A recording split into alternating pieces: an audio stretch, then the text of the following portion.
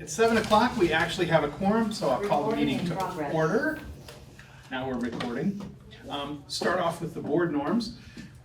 Maintain our focus, communicate respectfully, be present, keep the board productive and effective, and respect the agenda. So now that we're respecting the agenda, do we want to talk about any changes to it? I just had one that, well, two sort of. The one is I'd like to move the parents' request for tuition up from new business to after student reports or after public comment, whichever it is, just because they don't need to be here for an hour and a half while we go through everything else. So if there's no objection, we can move that up to after public comment and before old business. And the second thing is more of a procedural thing. The consent agenda, when you move the consent agenda, you automatically approve everything on it with no discussion. And since we have the financials and the profit and loss review in there and correspondence that we're going to actually probably discuss, we can move the minutes out to correct them, but I think it's not really a consent agenda. It's just more items under the thing because they're improperly listed under the consent agenda. So I don't know what change that is, but I don't think we'll. It's like you never stop being chair, Joe.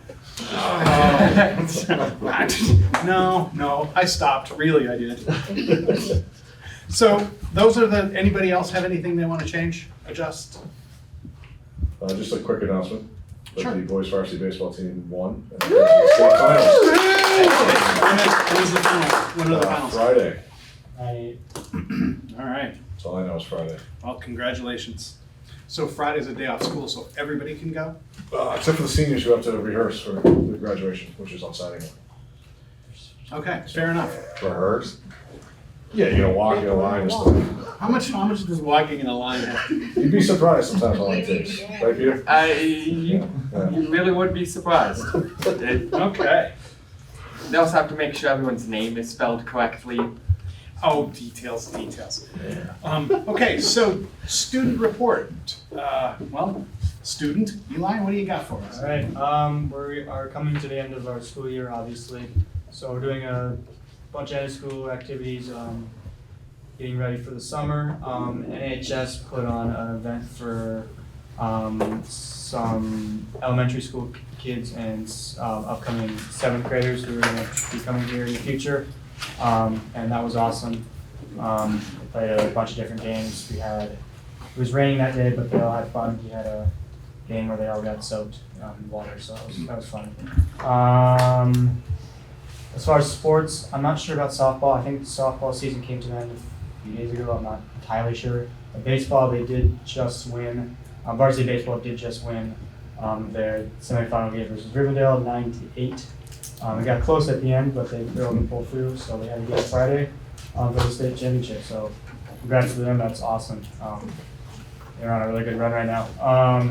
And then other things, Journeyway did their culminating event. Journeyway returned, probably like 5 weeks out now. And we've been working the last couple of weeks to work on projects that are aimed to tell the story of our trip and also tell a little bit about what we learned. So we had an event on last Friday on June 7th, and it was awesome. We had a good amount of people there and they saw all of our work. There was a musical performance and as well as a film screening about our trip. So that was pretty awesome. But that's pretty much all. Thank you. Is Trevor here virtually at all? He said he wasn't gonna be here. Yeah. Oh, okay. Well, it would be his last meeting. So we should acknowledge his service to the board, thank him and wish him well in his endeavors.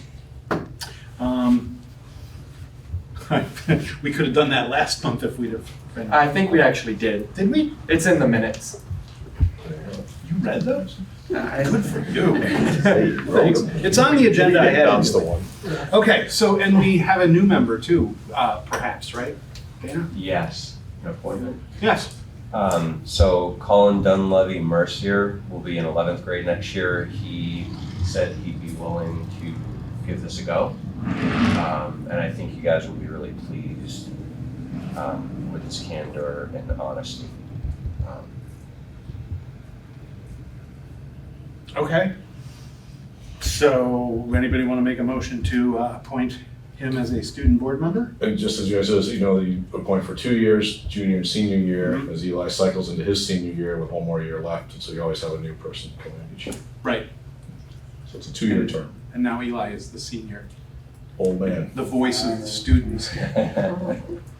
So I make a motion for Colin to join us. Is there a second? I'll second it. Cool. Any discussion? Looking Right, forward to it. Welcome aboard. All in favor? Say aye. Aye. Opposed? Aye. Abstentions? The ayes have it. Motion carries. Excellent. Okay. Public comment. We'd ask that you keep it brief. This would be just a statement rather than a question and answer period. So have at it, folks. Anybody? Anybody in Zoom land? I see nothing in the audience. Okay. Next, since we moved it up, we have some parent requests for tuition. We have 3 have parent 3. requests for tuition. I have copies of the requests for any board member who wants them. Do we want parents to speak to this, or do you want to just speak to them as a group? I mean, I can say a little bit about it is in general, and then if parents wanted to say more, they could, I suppose. I think we've talked about this a little bit in the past, but there's a statute which allows for boards to tuition students, elementary students, to other public elementary schools in adjacent districts if, in the discretion of that board, that it is more conveniently furnished, their education could be more conveniently furnished at the new school. And this would be an outside district school. The 3 that you have are all looking for tuition to be paid to go to Wardsboro School, River Valley's district. I believe, and I know for a fact 2 of them, the 3rd one I believe fairly strongly, are all in a similar neighborhood in that they either would have to drive by the Wardsboro School to get to Townsend, because they live on the back of South Hill, that region, or on 100 in Wardsboro. So all of them, from my eyeball test, appear to be very much more conveniently furnished at Wardsboro for the family, if that's what they're requesting. So that's where I'd land on that. There's some differing details in some of the requests that you guys would have to grapple with a little bit, but I think you guys have the discretion to accept those or. Okay. If you deny them, there is an appeal process by the family to the Secretary of Education. In our case, the interim Secretary of Education, who has final ruling on that. So. Okay. Dana, you have a question? No, I was just gonna make a motion to accept the tuition request for 1 year. The year 24-25. So you want a motion to approve all 3, but for 1 school year? Yeah. Is there a second to that motion? I'll second. Okay. All right, it's been moved and seconded, now we can discuss it. Dana, you want, you're first as motion maker. Well, I know that some stipulations, some of them are in there looking for multiple years, but I think we should take it by the year basis. If the situation doesn't change, then they have to reapply. A lot of this makes sense. I mean, geographically, the kids are practically in Wardsboro. I mean, it's just a matter of moving feet. So, we get Wardsboro kids coming to the high school into our district, so we can do this for 1 year. Anything to add? I did from what I could tell, geographically, it does make sense in all three cases, for sure, in reading the letters. My only question is, which might be a question for you, what is customary as far as how many years are approved? Is it normal to do 1 year at a time, or? I mean, the statute doesn't provide for any language to direct us in that. Okay. And I would say customary, there's nothing customary about this, I don't think. I mean, some of you have been involved much longer, but I have not seen this statute used by this board in the last 8 years, for sure. I don't, maybe longer. We approved some Wyndham students that touched Green Mountain to go that way, way back when. That would have been secondary students, this is elementary. That might have been a different statute, but Yeah. But regardless, you're right. there is a history for having done that, is Right, what you're saying. right. It's pretty isolated, but you Yeah. know, I have seen it while I was on this board. Well, the Leland and Gray board anyway. Does it hurt to do 1 year at a time? I mean, it's just more on our docket for the following year. I mean, it's just gonna reappear if it's. Well, and things may Yeah. change. I mean, this Yes. is a temporary Well, that's it. closure for Temporary. 1 year. If the school in Jamaica ends up being a school again, And it's a school. then conditions change, or, you know, anything can happen in a year. So I think a year is a prudent choice. Yes, Peter? I'm curious on if, was saying that it is acceptable to apply if the situation is, again, what are the dates that we're going to be accepting for applications? Or like, is it just, like, I mean, I would suggest that you need to decide what Jamaica's gonna happen at GVS next year before you set a date for any sort of deadline, you know what I mean? So that's based on what you guys do longer term. But clearly, you know, it's June and you're approving it, so I don't know that it's impossible to do it at a late date. I think for families, they might make the argument that sooner the better. So no, particularly if it's someone looking for a second year and they want to maintain consistency, then they want to know early. But I mean, if you're saying 1 year because of the uncertainty of the building, if that's your logic, Yeah. then you'd have to determine the certainty of the building before you could maybe hear those. But you could also allow for multi-year if you chose to. So it's entirely up to you guys. The statute doesn't require it to be yearly.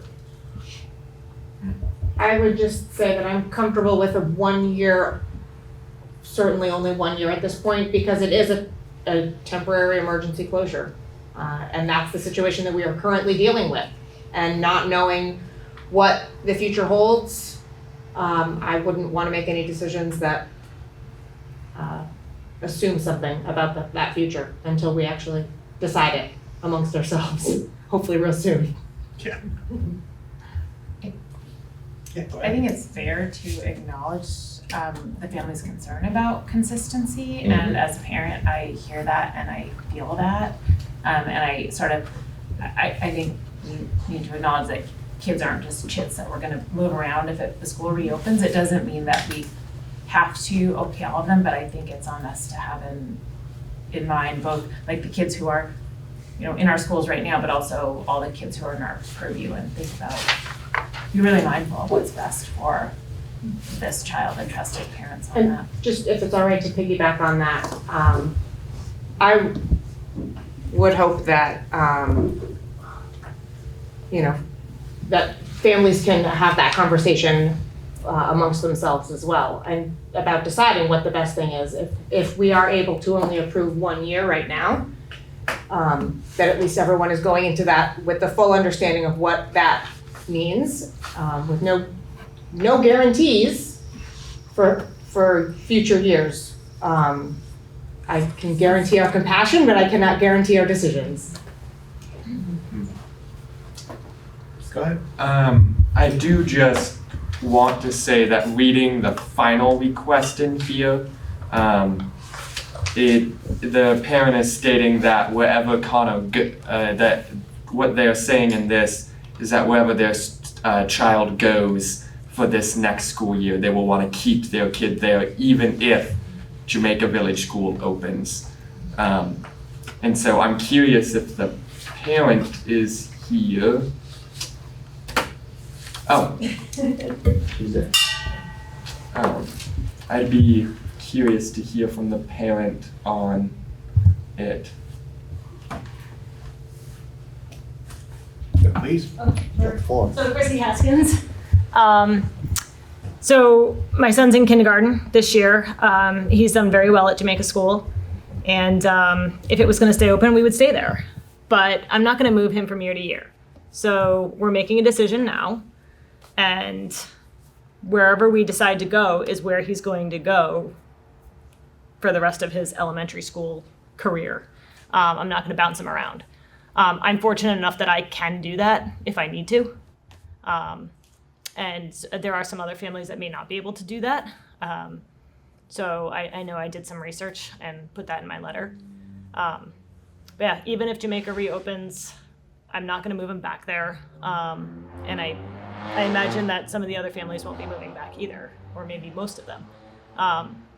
It just doesn't make sense to bounce the kids around.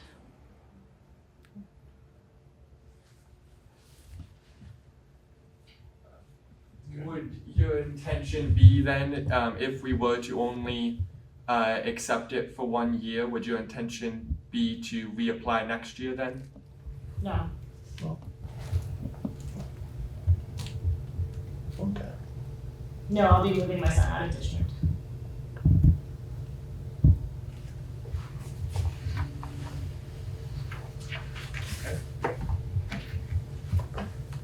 Can I clarify?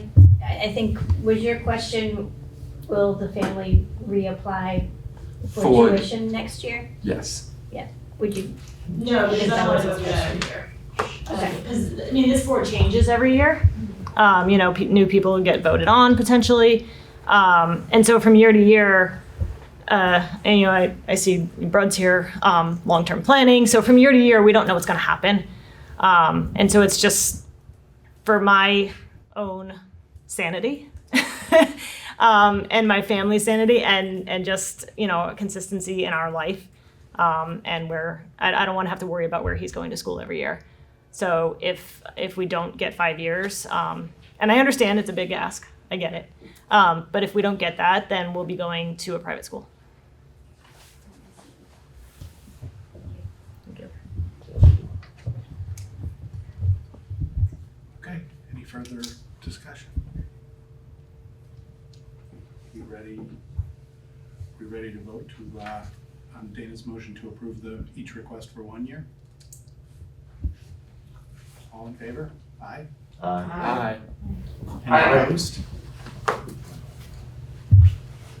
Any opposed? Any abstentions? Question? No, I'm abstaining because it's an elementary Right, school. right. Here is a high school, right? Thank you. All right, it appears then that the ayes have it, so each one of those tuition requests is approved for 1 year.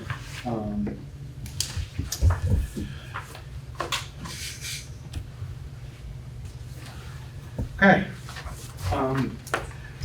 Next is a recap of the Jamaica Village School 24-25 plans. That you? That would be me, I guess. Okay. Yeah, so we have moved forward for planning for operational pre-K. We have hired, I think Karen Evan is our, we get finder's fee or something for Karen, for our administrative assistant. We did find someone and I've poached them from another nearby educational situation. But it's not public, so it's all good. So we've done that, and we're very excited about her. And so we are, as we've talked before, moving one of the pre-K teachers and one of the pre-K pairs, or a pair, I should say, a gen ed pair, to JVS to go along with this new hire of the admin assistant. We are exploring and working through the angles of the admin assistant serving as the director instead of the teacher, because that way they are not in the classroom that chunk of that 40% of the time. Rather than having the teacher out of the classroom, we keep the teacher in. The rules on directorship for pre-Ks under 13 is fairly flexible. fairly loose, so we have the ability to do that. And so that's our plan at this point. So I'm not sure that we've identified who the para is, but the teacher is Kathy, who is one of the pre-K teachers at Townsend. And we've met with Monica, we've looked at the building, Greg's been having his input on a couple different things. We're gonna try to figure out if there's a way to take the original part of the building and close some doors and it's a different heating zone, maybe kind of like, conserve on some fuel consumption for a heating season, and use just the back part of the building, the newer part. We've talked about food distribution coming from Leland Gray, for lunches and snacks and all that. And so on and so forth. So we are ready. We've reached out to the pre-K families and started to kind of get the process going with them. And Kathy reached out to me just today, I think, or Friday, to ask them to do a meeting with the families. And so, yeah, we're moving along. I just wanted you guys to know that we did locate an employee for that position and moving forward. So we're on track. Yeah. Any questions for Bob? I see your hand It's a in hand the up here. audience. Oh, okay, I was looking at the hand on Greg Frost and I was like, no, that's your cursor. But go ahead, Crystal. I just had a question. I know there was a parent in Wyndham who was interested in attending the pre-K in Jamaica, but because it was up in the air and she wasn't sure what was going to happen, she had actually checked out another school. So if she still wanted the Jamaica option, could she still look into that? Yeah, I think as of right now, certainly space would allow for that. They would be a tuitioning student because they're out of district for elementary. They would get the 10-hour taken off and then they would get the rate that would be applied from folks from out of district. But at this point, there is space and we would entertain that. So Thank you. they should reach out to probably central office is the best. Yeah, Monica's like, yeah, please, the central office. Okay, thanks. Thank you. Anything else before we move on to the long-term planning update? The much awaited, highly anticipated long-term planning update? That's a hell of an intro. Well, I want Brad to really give us his best. Really? Yeah. Doing all the work. So we're gonna try to share. You should be okay to be. I'm good, thanks. Bob said. What's that? Can they see? My head. Yeah, you're fine. We lived We can just it. do that the whole time, we're good. I need a little bit. We've lived it, we've seen it in there. My head or the screen?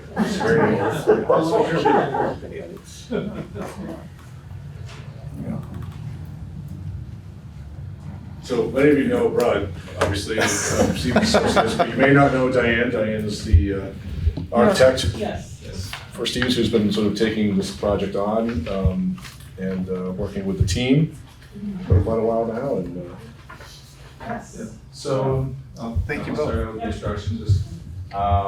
We've been working with the long-term planning committee on a couple different things. One finished up last year, and I'll say that before that, I know the long-term planning had been doing a bunch of different short studies themselves. And last year's study was looking at a one-campus model in Townsend, where it was Leland and Gray and Townsend Elementary School, trying to get K through 12 on a quote-unquote one campus. When we did that, we noticed that we needed additions, we needed construction in order to make that all come together. The idea of the long-term plan was to try to reduce costs, not add cost with construction. And so the next step that was presented was the idea of a two-campus model, because if we looked at the other elementary schools as options, was there an option that allowed a no construction model to go to one of the other schools? So we put together a proposal and looked at that. The things that I want to point out is that We did not exclude looking at Townsend again. We kept Townsend in the mix because we wanted to make sure that we were comparing apples to apples with this study as well as the previous work that was done. It was also important to talk about the no construction piece because the idea was we were trying not to add more cost when the idea is trying to maintain or improve the educational value, but also look at the long-term cost of operating schools in a school district. We also had certain program items that we wanted to maintain, which Diane will get into those later, to move in order to maintain, maintain the cost. So trying to Yeah, keep up no, with what no, you're doing. no, 'cause you're fine, I'm not paying you're doing attention to that. great, keep going, no. Just kidding. All right, well, I could either jump in. Sure, or go ahead. I could, all right, so, again, as Brad mentioned, we did the study last year for Townsend and Leland and Gray, and we learned a lot of things, coming out of that study, but we also, the big thing, as Brad mentioned, we learned is that you can't do the consolidation without doing something to add more program space. So we were actually able to develop an educational program based on the number of classrooms and special ed needs and staffing requirements. And we just couldn't find the room for that without doing an addition, given the other constraints of the project, which was to keep 2 classrooms per grade, to leave the high school and middle school schedule as it is, and also to keep the pre-Ks, not pre-K, I'm sorry, to keep the elementary school together. I mean, in our first study, we looked at multiple options that split them up. We looked high, low. We did, as I'm sure it's still online and available for people to look at, but it was pretty exhaustive. And again, the outcome was pretty much the same. It's not an easy fix. You do need to add to the schools. So in this second study, what we were focusing on was saying, okay, well, let's see, is there a short-term consolidation plan that we can serve the district over a short period of time, right? This was our sort of ideal goal going in. Can we do something in a 3 to 5 year plan that looks at all 3 elementary schools as the potential site for a school consolidation? So Leland and Gray would remain as is at the middle school and high school, but could we get all the elementary students into one school, and what would that look like and what would that mean? So we developed a series of objectives, right? That what we were looking to do is realize that this was a solution that was going to save cost, obviously, and be something that was economically achievable. There was a desire to not include any permanent additions, and again, maintain the 2 classroom per grade, keep K-5 together, and minimize student impact and minimize community impact, which again is very broad and general, and we'll talk about that a little bit more going a little later on. So enrollment projections, this was something that we didn't have in our first study. We had some good numbers, but there was a independent study done by NEASC, and they came back with, I don't know if people can see on the board, but these are the projected enrollments for K through 12, and the arrows are really pointing at that 1 to 5 year range. But you can also see there's a whole 10-year range out, but you can see that chart, how the student enrollment sort of is moving. It's not moving very much. We started out here at 416 and going down to 391. Now again, these numbers are very subjective. This does not include the Wyndham students that have tuitioned in since. And it doesn't include other fluctuating things that happen. Again, we're just looking at what was provided in terms of the report, knowing that this is not, it's not an absolute, but it's close. This chart is also, again, looking, the arrows are sort of pointing to that 5 year segment of time. It's broken out by by K through 5, which is the dark green at the bottom, 6 through 8 for middle school, and 9 through 12, the light green at the top. And again, our real focus is on the elementary school, because we knew Leland and Gray was kind of to remain as is. And the focus is on the elementary school and how to accommodate the educational program for them. And again, just looking at the population for that, I think it's showing 171 students, not including pre-K. And then it goes in 5 years down to about 163, again, not including pre-K. This chart, it breaks it down, that the elementary school now by school. And again, they're using, the dark gray is Jamaica, the light green, or dark green is Jamaica, light green Newbrook, and the yellow is Townsend. Jamaica, it was showing at the time of the report 12. We know that that is less.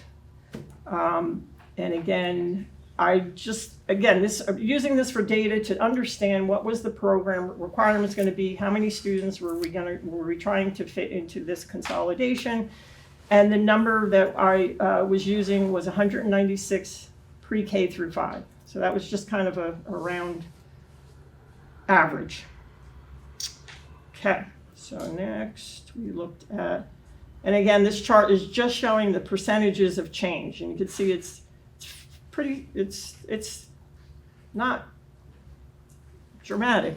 It's fairly, It's going down. But it's going down, but it's not a huge drop. You're not seeing a huge drop. I think you saw the largest drop in 2018. So then we were sort of tasked with, all right, now how do we look at these 3 schools objectively across the board and apply what we know and learned? I think Brett and I, we walked through all of the schools and walked the sites. There were some very detailed facility condition assessment reports, a lot of information, a lot of feedback from the committee, and we put together what we're calling this evaluation matrix, right? It's the matrix. And basically what it does is it pulls together all of the sort of important criteria and objectives that we're trying to achieve in this consolidation. And it puts a sort of graphic and numerical score, if you will, to it, and allowed us to sort of look very evenly as possible from school to school to school. And so what was that? Again, it's a weighted evaluation matrix. So certain criteria was weighted more importantly, more than others, because cost was a big objective, right? It needed to be economically feasible or be the least expensive solution. Of course, the existing building conditions is also a very important piece of this. The better condition of the building, the more longevity you're going to get out of it, the less money that needs to be put into it to keep it up and running. We also looked at existing site conditions, and we gave that a 15% in terms of scoring. And we've looked at all of the potential things that might occur if there was a consolidation to occur there, in terms of the parking, the playground spaces, security. I'll show you some more of those going forward, but also the site infrastructure. We gave site infrastructure 20% because, again, that sort of tied into costs. The site infrastructure primarily centered around things like the waste and water capacity of each site. There were other things too, and I'll show you that but I'm sort of highlighting the big things. Transportation, we gave transportation 10%, not because it wasn't it was a very I won't say hotly debated, but it was certainly enthusiastically and discussed, because we understood the challenges that a consolidation brings. And that it doesn't matter if it's one family that's affected or 20 families that are affected. I think the committee recognized that it would bring certain hardships and challenges to families, and again, we didn't go into a deep dive in terms of costs. I think that was a little bit beyond our scope to do.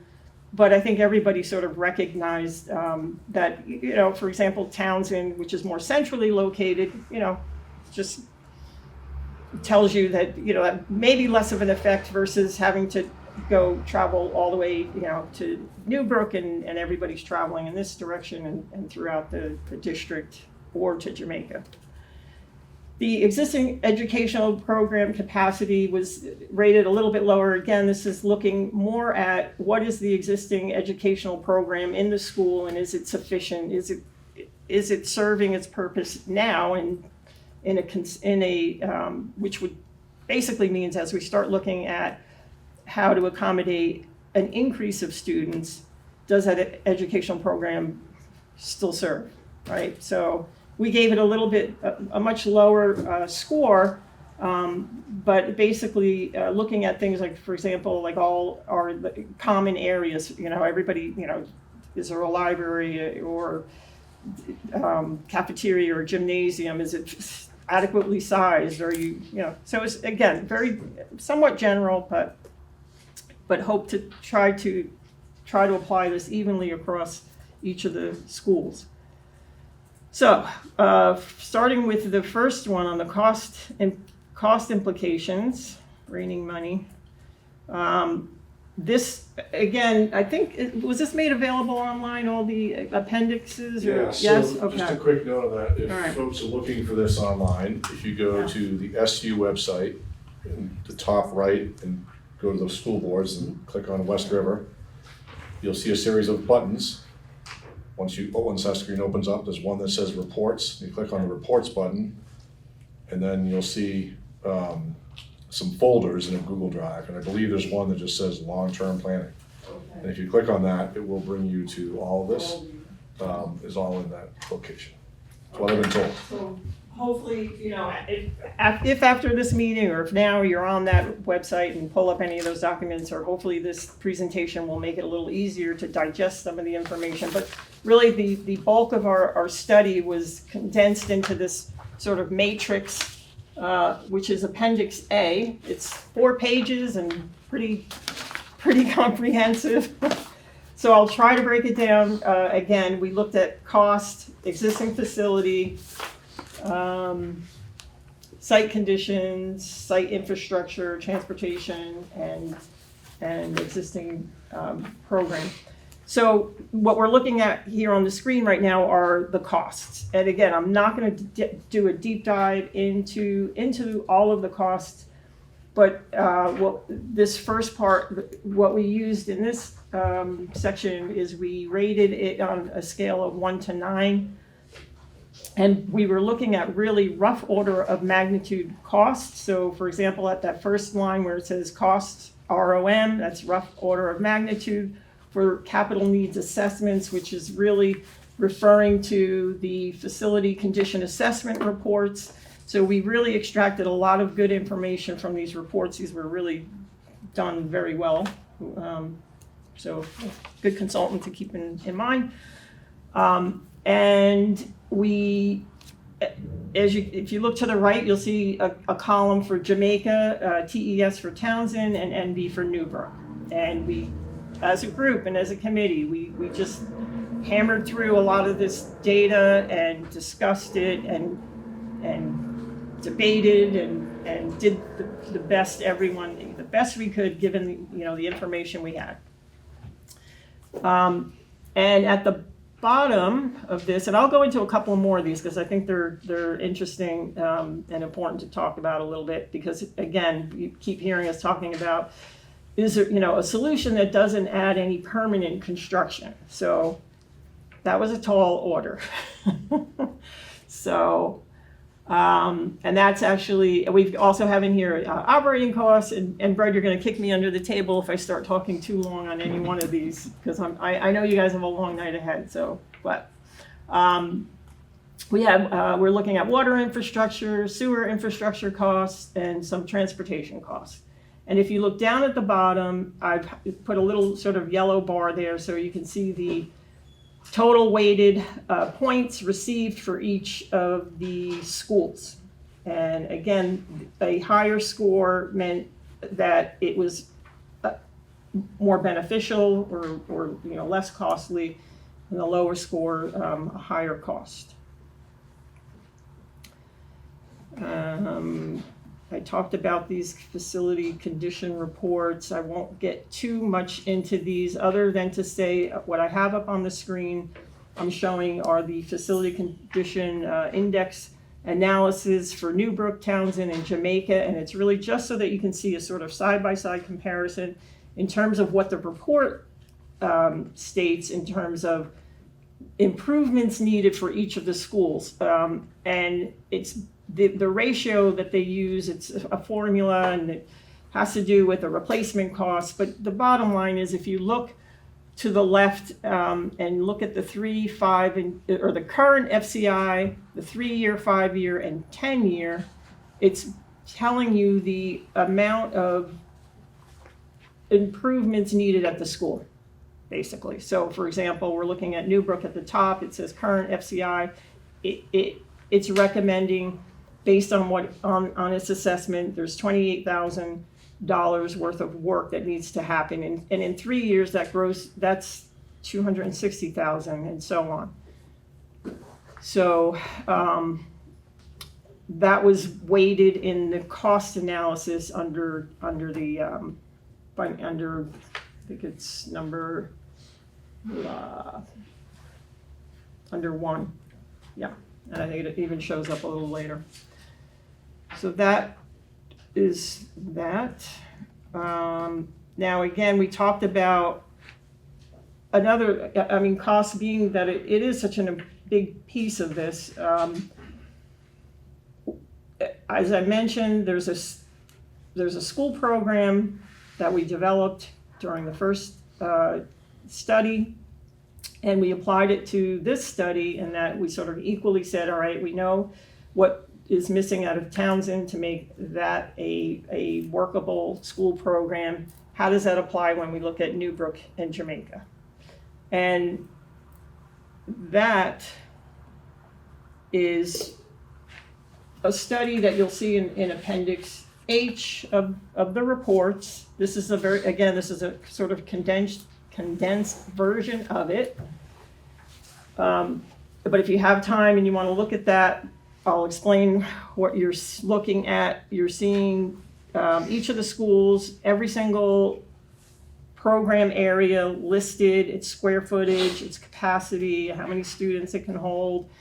And what you see in yellow below that are what's lacking if we do a school consolidation. So in other words, Townsend has currently those classrooms.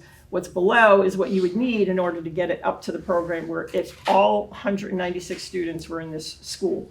So when you get down to the very bottom of this list, you'll see that there's approximately 9,400 square feet of space, net area, mind you, that's missing or what's needed, I should say, is what's needed in order to accommodate this consolidation. And if you go across the board for Newbrook needs almost the same amount, about 8,000. The numbers are very tiny, I apologize. And Jamaica Village needs more because it's just a smaller building. It's 12,000 square feet compared to the other buildings, which were like 19 and 20. And what that means is that if we were to do a lease school, do some leased modular type buildings, like temporary buildings like you see here, these are prefab buildings that come onto the site. You build a temporary foundation. If you're doing some sort of a lease arrangement, of course you have to build infrastructure to support the electrical and mechanical and water, and it's not plug and play ready. So I did not include all of those costs, when we look at the rough order of magnitudes that are down on the bottom, it's just really basically to say, okay, if you had to lease these buildings, what would it cost? So again, those are in there for you to look at, but because Jamaica needs more square footage, it obviously needs more space. And then it becomes, well, where do you put these, right? Where would you put a temporary building if you're going to lease it? Now for Townsend, that's very problematic. That yellow outline is the site plan. You know, where are you going to put a temporary building of, you know, that's 164 feet by 66 feet across? It's not going to happen there. So that was Yeah, we're not gonna show anything on that site. we didn't show anything. I didn't show anything on that site. On the next sites, The we next actually start site, showing yes, additional okay. buildings. You know, you So can- Newbrook, you can see, and again, these are not placements, these are not designs, this is all just so you can get sort of a graphic representation. Some people learn graphically, some are more numbers and charts, but graphically, this is the approximate square footage of what would be needed at Newbrook to support a school consolidation. And then here at Jamaica, you can kind of see again graphically what you would need to support for Jamaica School. And they're just shown for the sake of showing it. There's, Yeah. we're not looking at topography, not looking at impacts to utilities, anything like that. It's just Mm-hmm. to show it relative to the size of the existing buildings. Yes, exactly. All right, so we had existing facility conditions. Again, when you look at the matrix, what we looked at here is pretty intense, pretty vast. I'm not gonna go through all of these, but you'll see these blue bars, and they are rated from a scale of 0 to 3. So the lower the score, the less desirable the outcome, right? And on facilities, site. There, I have a summary of this, so don't even try to read the bottoms of these. I'm just trying to break it down. Site conditions, we looked at existing site conditions and all of the aspects of what we might have to anticipate for school consolidation there, and what did that mean in terms of weighting it and looking at it across all 3 schools. So that's what you see here are all of those elements and values. And we then, site conditions continued. This was intense. We did quite a few. We had about 5 or 6 meetings on this. Site infrastructure. And I think this is the one where we looked very closely at the water. Yeah, on the this looked site. at the water and the sewer on the site, the ability for the site to support it. There is no municipal infrastructure in town for water or sewer for either of the 3 towns. And each site has its own specific system. One of the things that we looked at, just it's sort of important, is that Townsend and Jamaica, if you tried to put the entire district into those schools, aren't currently permitted to handle that number of students. And Newbrook actually is permitted for the number of students that the entire district would put into one school. So the infrastructure costs, not only there be building construction for these, but for Jamaica and Townsend, there would need to be infrastructure costs as well to put water and sewer in, which would be difficult. Yeah. Or Costly, not difficult. Okay, transportation, again, I sort of touched on that. Here, this is just a map of the bus routes and the sort of locations of Jamaica, Townsend, and Leland and Gray and Newbrook. And again, that was the scoring that we did for transportation. and then existing capacity and program space. So how did that all add up? What was the summary? This is the summary of the weighted matrix. And you can see the tally at the bottom under weighted cumulative total, right underneath that yellow bar, where Jamaica came in at 52%, Townsend 45%, and Newbrook 73%. So. And the idea of looking at this is, again, we're looking at a one-school model, and you could potentially try to extrapolate into a two-school, like what are the best two schools if you wanted to go down that road, but that was not the intent of this study, so I would only really extrapolate this. I wouldn't extrapolate this. It would be a separate review or study to figure out if you wanted to expand this down to a two-school situation versus a one-school situation. But as we look at that, the weighted criteria evaluating the cost, the existing situation, conditions, site infrastructure, transportation, Newbrook generally ranks really well compared to the others, and that's because of, I think, the condition of the building, the available infrastructure, the space to expand into if need be. It gives it although it's at the southern tier of the district, which is where the transportation piece comes in, and doesn't do as well in that regard. So what were important takeaways? I think transportation, again, the impact on students who would be affected by longer commutes was, again, like as I mentioned earlier, the topic of the discussion. Community impact, we initially had this in the matrix, but we took it out purposefully because we really, didn't feel we were in a position to speak for the community. We know how impactful it's going to be to any community to have a school close, and there'll be opportunities for community members to speak for themselves on that. That didn't seem to be the role of our work. None of the three elementary schools can consolidate to one without providing more program space. That, if we're sticking to 2 classrooms per model, and just wasn't there. And and really going back to what Brud was saying earlier too, that Townsend seems like the least or one of a pretty unlikely candidate for consolidation because of the lack of site expansion space, the limits on waste and water infrastructure, and also it needs significant investment in capital improvements. You can see that in the facility condition reports. And Jamaica also, because of its smaller footprint, needs more program area to support the educational program.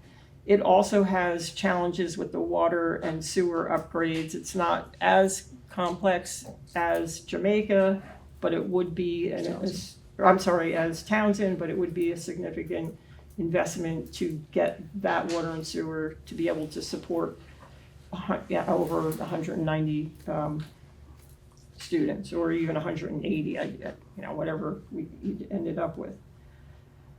So,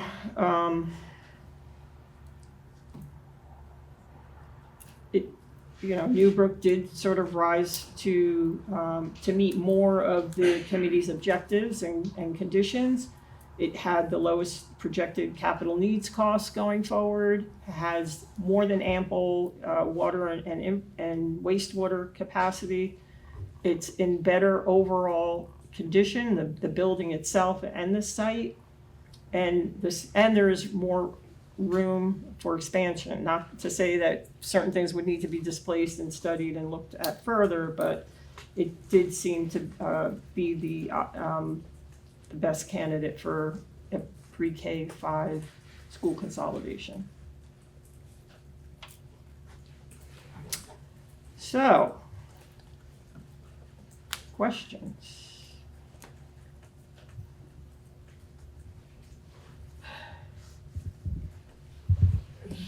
I think now it's just digest the information.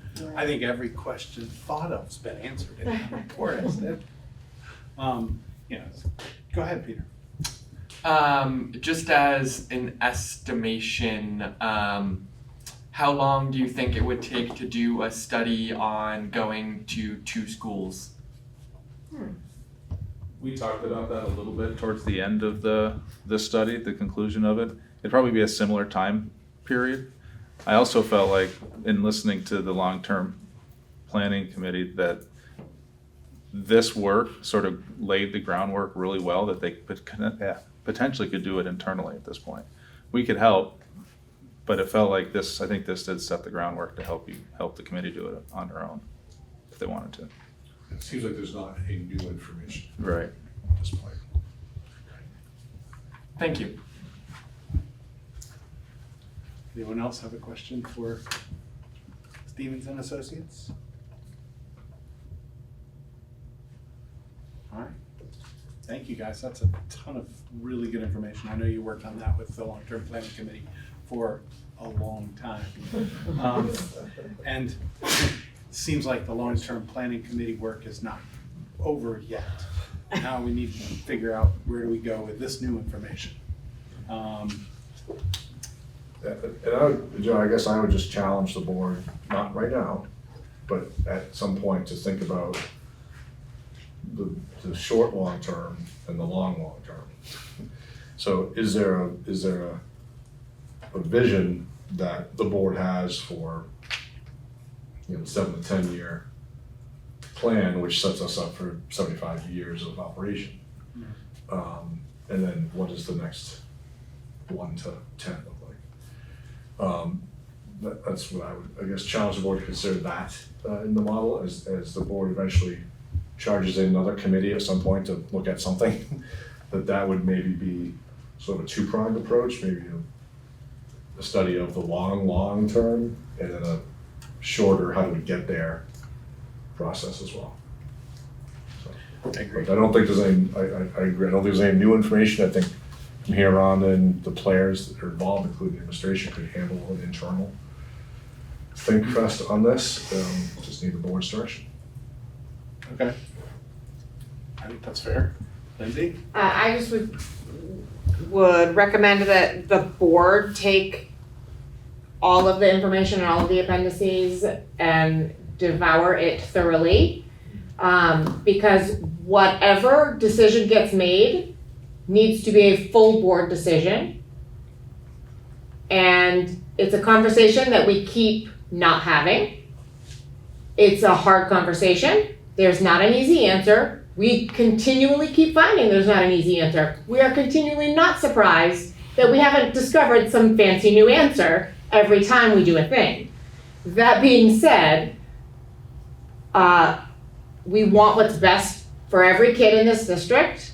Educationally, socially, emotionally, we want to have an environment where everybody thrives. And I think that we as a board need to decide what that needs to look like real soon, hopefully. So I encourage everybody to really look at that and be prepared to have those conversations. Yeah. Just 2 segues on that. One, I mentioned earlier how to get to the data. We've also sent it to Suzanne to get it up on the West River Ed site as well. I don't know if she's got it up there. I just sent it to the Saturday, so that will also be on there at some point. So 2 different places. But what Lindsay's saying, I think, makes a lot of sense. And there was a conversation, I think, before being started offline here about the yield bill being vetoed, or being, vetoed by the governor, and then trying to figure out what's going to happen as far as a potential override. And one of the things that the yield bill, if it does get overridden by the House and Senate, it includes is an establishment of a commission to study public education in Vermont longer term, and create a vision for that. And it's very detailed around all the different aspects that it wants the study to consider, and all the different partners that would be involved with that study, led by the interim secretary. But one of the things that caught my eye when I was looking through the bill, and I shared with the SU board, for those of you that were present at that meeting, was that one of the things that they want to look at, they want this commission to look at if this happens, is once they've established what the vision is for the state, is to establish what the right number of schools, districts, and SUs are to facilitate that vision. And then you factor in the construction aid thing, which is still kind of lingering around, and the conversations again that we had at the SU level around emphasis on there being some thoughtfulness if this does come to fruition around having plans already in place. That all those, put those things together and you mix them up in a big pot, and what it tells me is we have to be incredibly thoughtful about how we're gonna move forward with this, but we need to get moving on the planning so that if this stuff comes to fruition, we're ready and we're not reacting to what the state's doing, we're ready with something that makes sense for our taxpayers, but most importantly for our kids. So I don't know what that is, but that's I think that would be the logical thing to be thinking about. Bob and the long-term planning committee members, can you, if this is permitted, can you like just email board members directly things like that we should be taking into consideration and knowing about? Yes, we should be cruising all the websites and knowing all this, but assume that despite doing our best, some of us miss something some of the time, or don't click the right button, you know, burrowing into the district and SU websites. But I would ask if that's like, if we, I think those are all agenda related items, if you could make a point of just like emailing the stuff that would be helpful and you think we should know, Sure. That would be really helpful. I mean, some of that I could do, so certainly the legislative update stuff that I gave at the SU level, and I've just updated the document. I created that sort of 5 years of long-term planning on a 1 or 2 page. I've updated that with this as well, so you can kind of see that. That one won't be on the website because she has the old version, but I'll get that going as well. And just try to get those kinds of documents available. That would be great. Like I know we are all responsible grown-ups, but the easier you can make it for us, the easier it is to be sure that we're prepared. As a side note to that, it would be potentially beneficial to the community as well if we could put the link to the overall, whether it's our West River Ed link, or if we want to use the SU one, but on our agenda so that people can find all of the documents, like in the actual agenda, like click here for all the documents kind of thing, or like. It is. Yeah. The Stevens and Associates is a link to all those documents. It's a folder that should open up with the report and all the appendices as separate documents. Great, I didn't click on the long-term planning one, so if the rest of the community wants to also find that, you maybe didn't click on it either. Of course, I mean, I've seen this a lot, so I didn't feel the need to look again.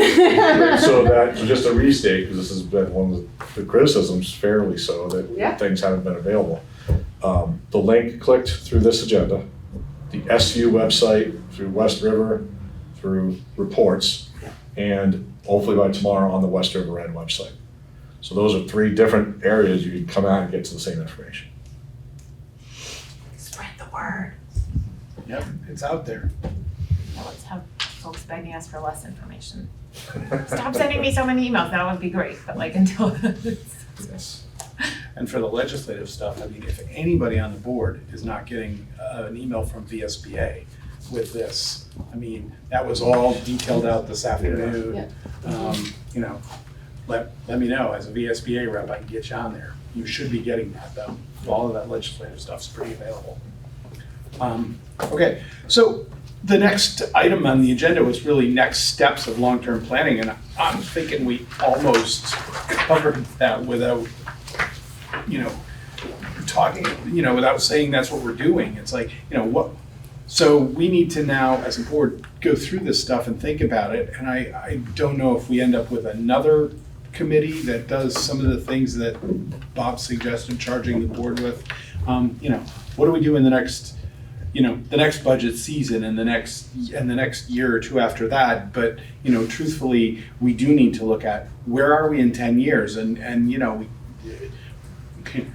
We've turned over every stone there is looking for the magic bullet, and it isn't there. So now we actually have to figure out what are we gonna do for the, it looks like 400 kids over the next 10 years or so that we are responsible for educating, and how are we going to keep educating those kids for the next 50 years?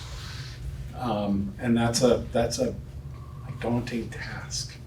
You know, and we know there are things changing all over the state. Everybody's having these conversations because a lot hasn't changed for a lot of years. But, you know, I think we go back and start thinking about what do we do, what's the short-term plan? You know, I'd be interested to hear if there were any sort of other than the research coming out of the long-term planning committee, is there a recommendation? Like, you know, does the committee say, well, okay, so this is where we should go. This makes the most sense to us, having put in hours and hours of time. And, you know, that's not a question that you need to answer right now. But is that something, you know, is there a recommendation? My recommendation is take a couple months off, hit it in the fall. Is there a second to that?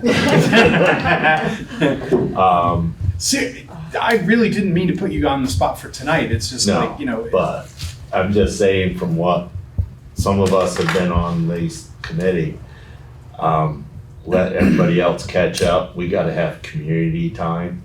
At some point, we gotta have community meetings. Okay. I would also just say, I guess, that we have approached this from so many different directions over the last several years. I think there's nothing left to do but just say the things and have the hard conversations. And whether that means that we say, okay, we should really be striving for one brand new building that we can't possibly afford, but we're gonna figure out how to, and we're gonna just magic up some land, and like, there's not an easy answer, right? Like, but what is the dream? And if that's the dream, great. If it's something else, great. Let's talk about it. What is the dream? I think we've heard a lot from the administration about what they would like to see to provide the best education, to provide the best environment socially and emotionally for students. So how do we make those things happen in a way that is good for the community, good for the students, you know, good for the staff and administrators? How do we achieve these things? It's a really hard conversation to have because no matter what, change is hard, and no matter what we do, people will be unhappy. Even if we do what we're doing now, people will be unhappy though. So I think that we need to just approach it with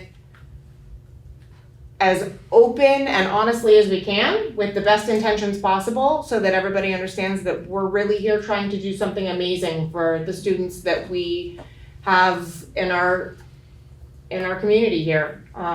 Let's make something amazing for them. I think we owe it to them. Go ahead. One thing I think we gotta remember is we can't do the one amazing building dream house because the state may come in and upend everything we thought we were gonna be. I mean, like we're talking, they may decide to make us all one supervisory union, and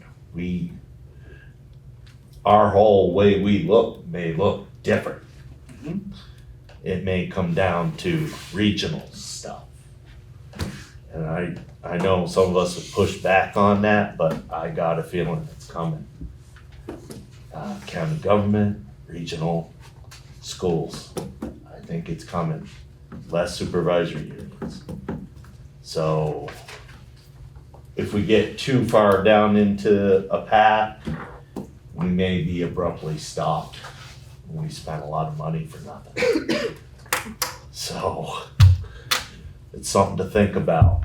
Maybe a short term that's not as costly, that could be undone, or it won't affect us greatly if the state comes in and upends our world.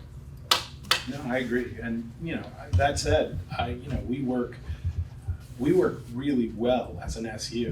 Yeah. And, you know, there's no reason that we can't initiate those conversations about what if we were just one? You know, we're split now because of rules that were put in place for that consolidation where like merged with like.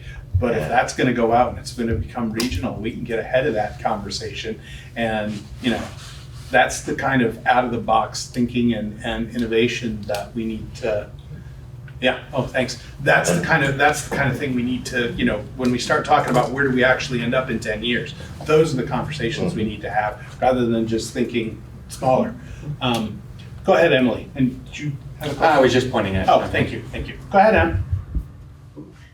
Thanks. This has been really fascinating. I'm sorry I'm not in the room. I was caught in a meeting and couldn't get out in time to drive to the high school. But so I just want to comment on what the state may do.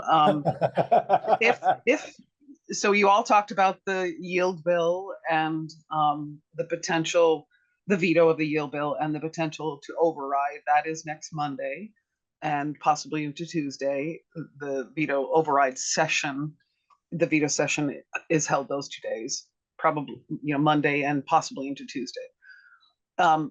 If we don't override, that means that we're left at this point with some significant impacts on our districts. And I don't need to go into any of the details because you all got the information. Joint Fiscal Office has released a issues brief that I believe was shared with school board members about what the impact will be on our communities, on our schools, and on our businesses, no less. It would be a reduction in some property tax rates for residents, but for non-residents and businesses, which are included in the non-resident, it would be significant jump, and the impacts on our spending would be very high. So obviously, that's not what we want. We want a yield bill that supports our schools today, and included in the yield bill is that, as you have spoken to, Joe, thank you for bringing it up, the commission on what the future of public education is for the state of Vermont. That is not a commission that would be operating in isolation of our communities. And I just wanted to speak about that for a second, because our voices are important during that time too. So there's a requirement in the bill that says in that commission, they are required to come to each region in the state and hold public hearings. So we should all be thinking about, especially those of us in rural areas who are pretty, as was just stated, about multiple SUs and all of that, lower student numbers, but multiple schools and large geographic areas.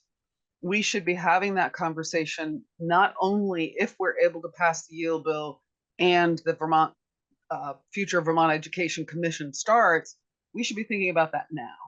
And what we would like to share with this commission, so that in the end, a report comes out that reflects the values of us, all of our regions of the state.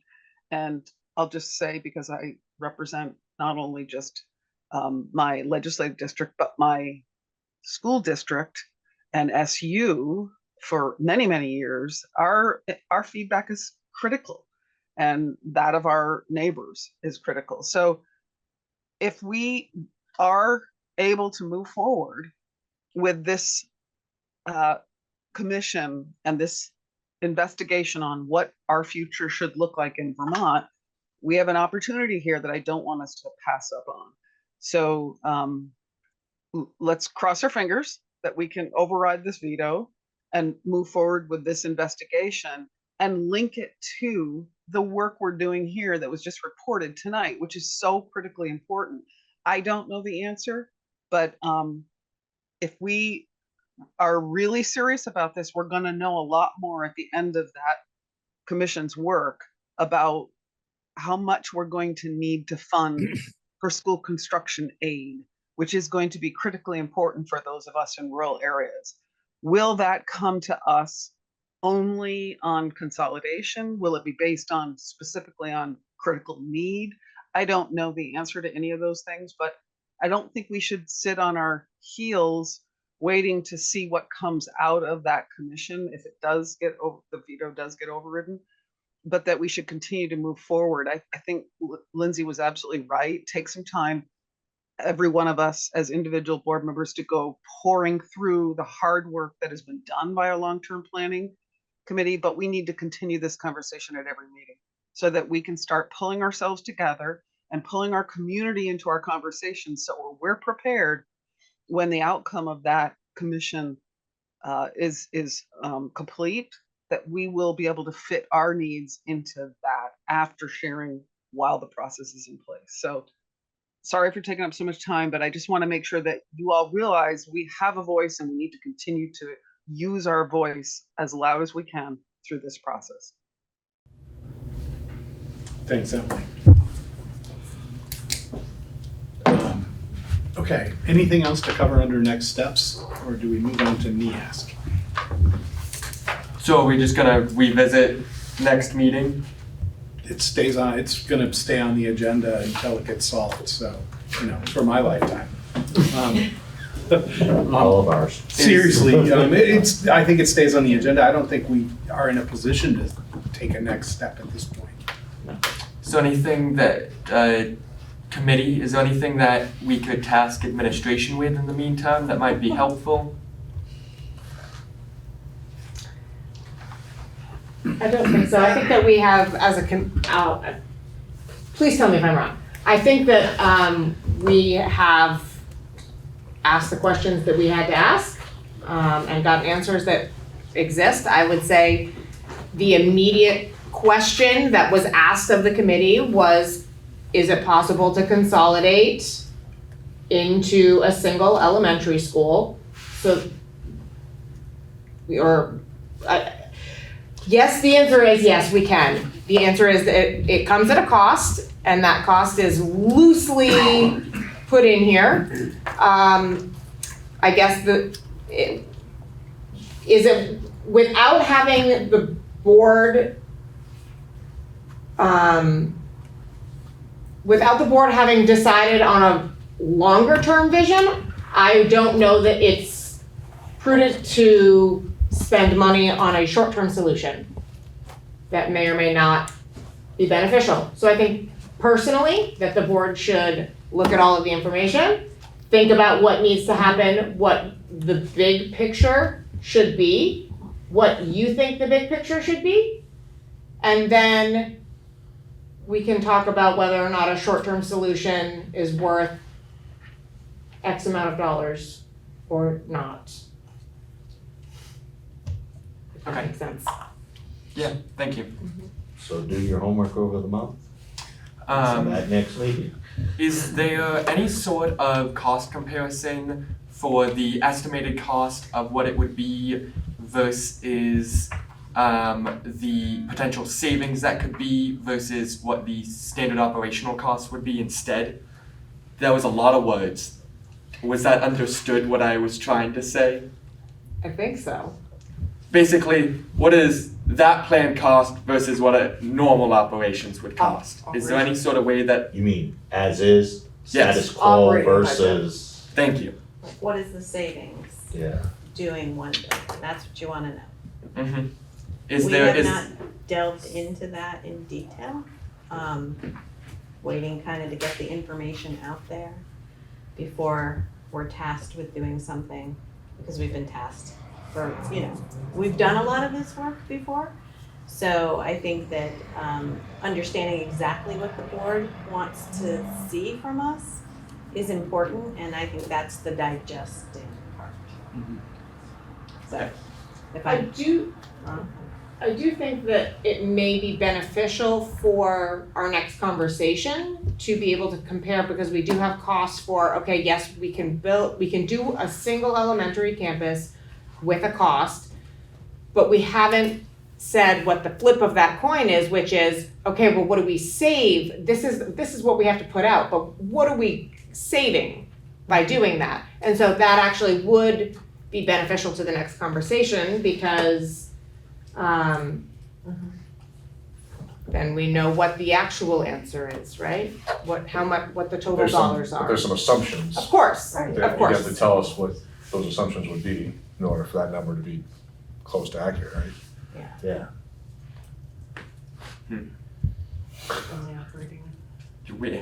Well, Our current situation does make that estimation a little tricky, doesn't it? Well, I mean, you can you can throw darts at the wall, you just have to know what you're shooting at, right? I mean, does the assumption include JVS functioning with a pre-K? Does it include JVS being completely closed? What happens in Townsend? Yeah, Is no, Townsend I operating a pre-K? get what you're saying. All those things are variables that the board would have to be clear on what you're looking to do, because that would impact what the cost would be. And then we could compare those numbers. I would almost say it makes sense to sort of say, okay, so these are the things, this is where we think we might want to be. Okay, let's cost that out. Does that make sense financially? And it's probably a high enough level that it's not really hard, he says, hopefully, to cost it out at a high level, right? Hopefully? Yeah, no, I it's mean, not. Laura, you're magic. You can No. do this stuff. Yeah, I have a few, how many days do I have left? Well, I assume you're passing the wand to Heidi. Yes. No, it's not a high level, and we've done that, like, so a Right. high level is not an issue. It's really just understanding exactly what Bob said, Right. because that does make a difference. It makes a difference on, how many teachers you have. It makes a difference on the building costs, right? So if you're, the fact that we're actually running really 3 buildings next year, there's very little cost savings to this because you're still running a building. So my suggestion or recommendation, I guess, would be to use the status quo. We know that currently Jamaica is closed only as an emergency closure. The anticipation would be, pending something happening with the board, the anticipation would be that would continue to operate. That being said, that's the status quo that is the base of where we're at, is what we are currently saying we will do. Yes, there's an emergency closure this year, but that is very clearly a single year situation. And I would say that looking at that number compared to what this report worked towards, which is a single elementary campus, 1 building for pre-K through 5, what those savings going from status quo to that would be, and then we can compare that to, assumed costs. Obviously, all of these things are going to be a little high level. We're not going to be in the nitty gritty. I don't expect you to tell me down to the dollar. I won't hold you to it.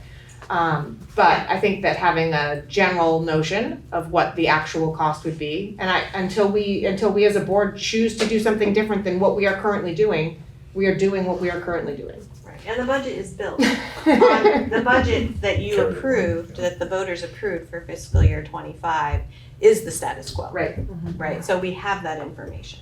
So it's, it's getting down to, if we're just looking at, this is the budget that was passed, it's the status quo, and this is what we're asking for, or, that difference, that's a pretty easy, something we could have for the next board meeting. Okay. Do we want to pick what Stevens Group picked out as the best one and say Newbrook and use that as a comparison? Well, that's the only one that can actually Yeah. hold. Yeah, sure. I mean, that's the We one can that can do that actually hold as that target.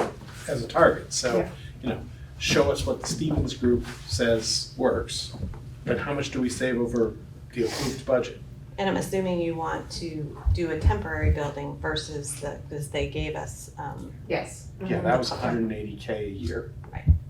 Yeah. well, we'll need to add money Yes. for the Site work. site work. Yeah. I know Greg had said permanent.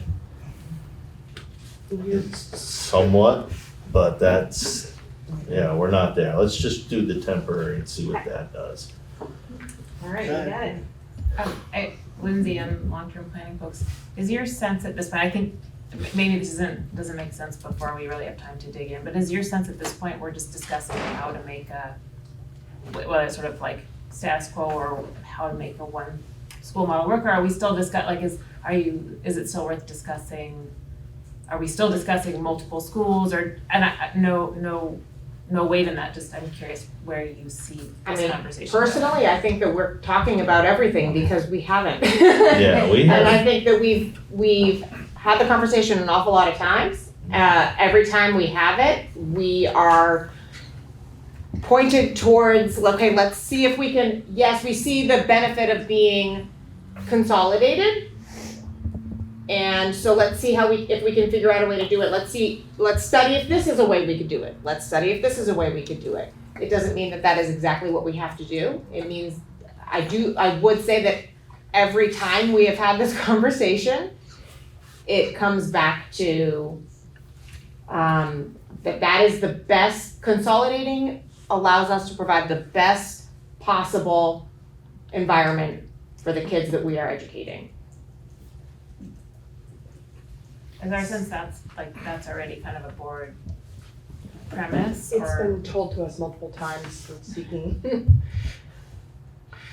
with the different educators and administrators that, you know, if you want them together for grade banding for all the various reasons that I can no longer even recite anymore, we have Collaboration, to, support, accountability, Is that an official board position though? No, we have not made it an official. Correct. not as a full board, no. Because every time we have the conversation, we say, great, we're gonna study this in a committee. And then we do a study about a part of that without saying, we, as a board, never had the conversation.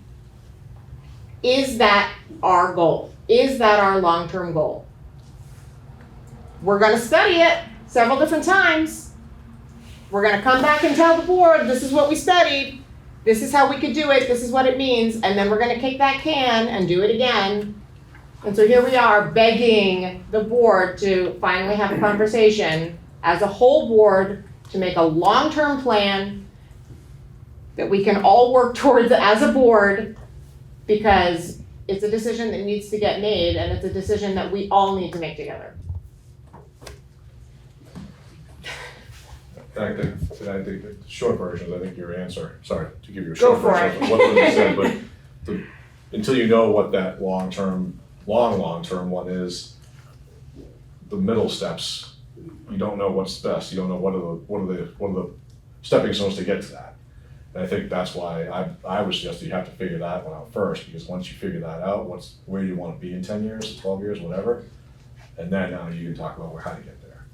If you're talking about, as an example, I've said this to the committee, if you're talking about a one building pre-K to 12, new construction for the entire district all in one place, in one site, massive efficiencies, so on and so forth, but obviously big investment, long-term. If that's your plan, you're talking about one site eventually, then narrowing the number of buildings you have in the meantime to get to that one site is a logical approach.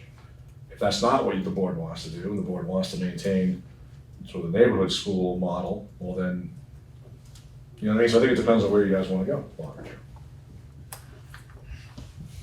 Can't answer it tonight. Thanks, guys. Okay, so you'll do a little financial wizardry and we'll have this conversation again. So before you go to NEASC update, I just want to take the opportunity to thank Steve's Associates for the work on this yet again. But this concludes their commitment to us. They're issuing a report, the presentation here, and unless they're summoned for another study. I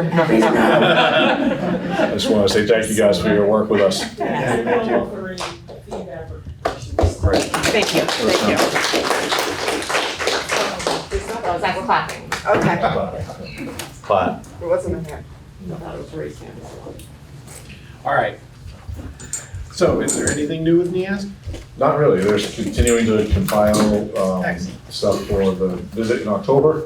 There'll be more information about that when it comes, because I'm sure there'll be opportunities for interviews on the visiting committee with board members. And so we'll get to that at some point and know more about that. But that's in October and it's June. Perfect. Cool. All right. So I know we can approve the minutes all in one swath. I know you're listed as clerk in all three of All them. of them.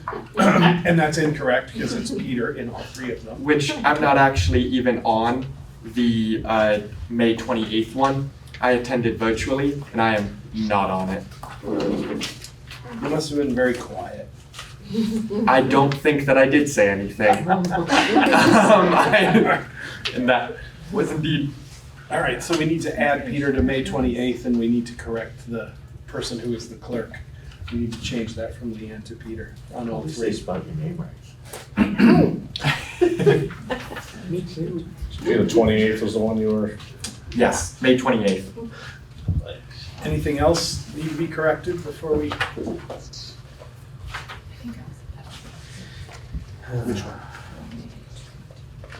Are you not listed? You're online, like I said. Virtual, yes. But, I was. Yeah. Are you listed? I don't see my name. On the I'm just 20th. looking. No, May 20, May 13th. I was on Zoom. On the 28th as well? Eight. Okay, yeah.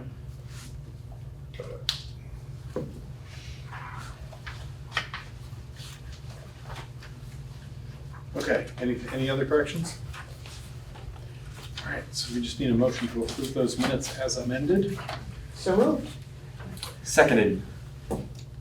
Any further discussion? All in favor of approving the minutes, please say aye. Aye. Opposed? Aye. Abstentions? The motion carries, the minutes are in. We have one piece of additional correspondence. I just need to find it.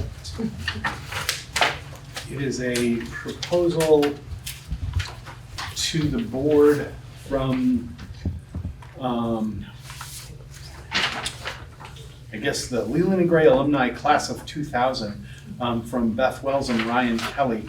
It's also part of a project-based learning project to fund a new backboard for the baseball field.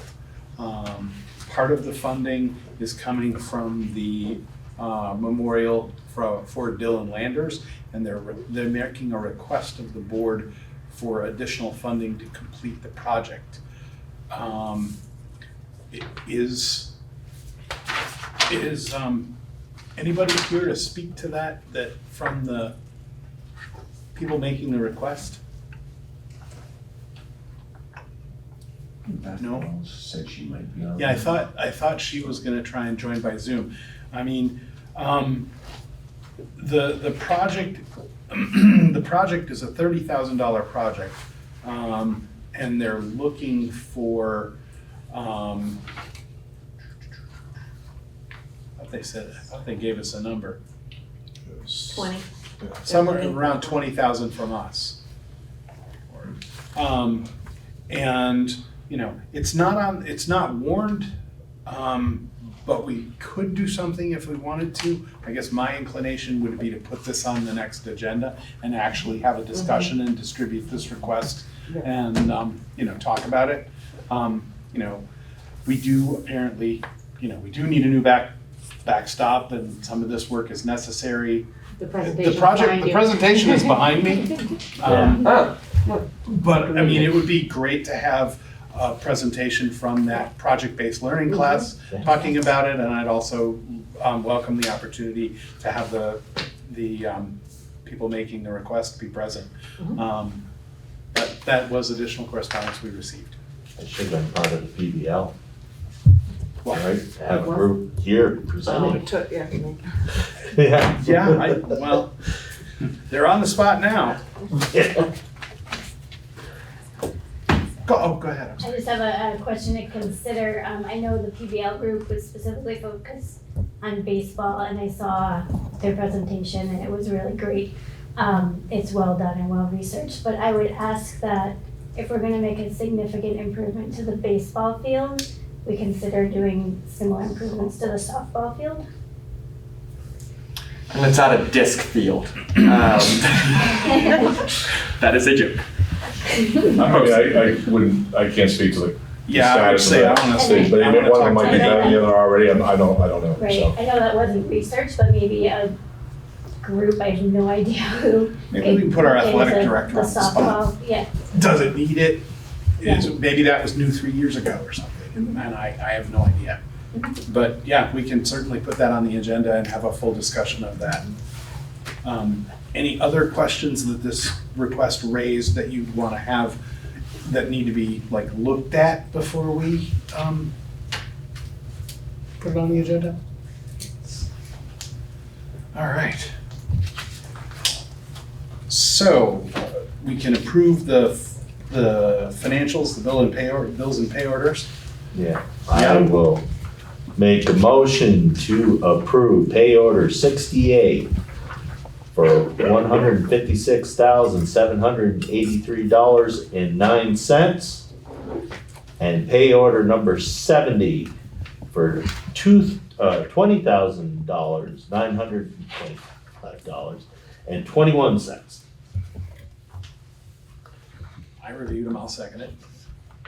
Can I do that?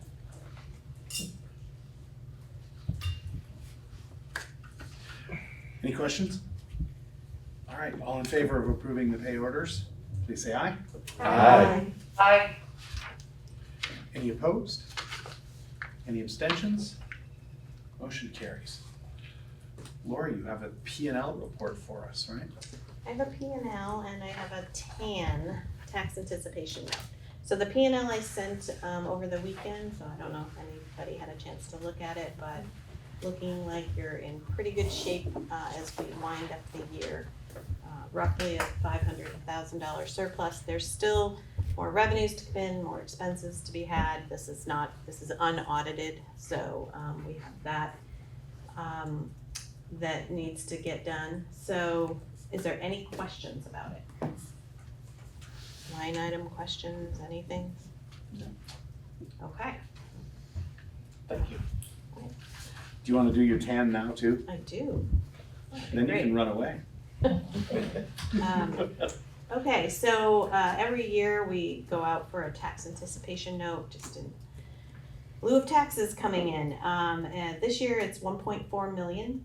I was hoping we're close to not having to need one because there's money in the bank, but really there's about 30 days that it gets pretty tight. So the interest rate is 5.32%. So we're going to try to keep it as short as possible.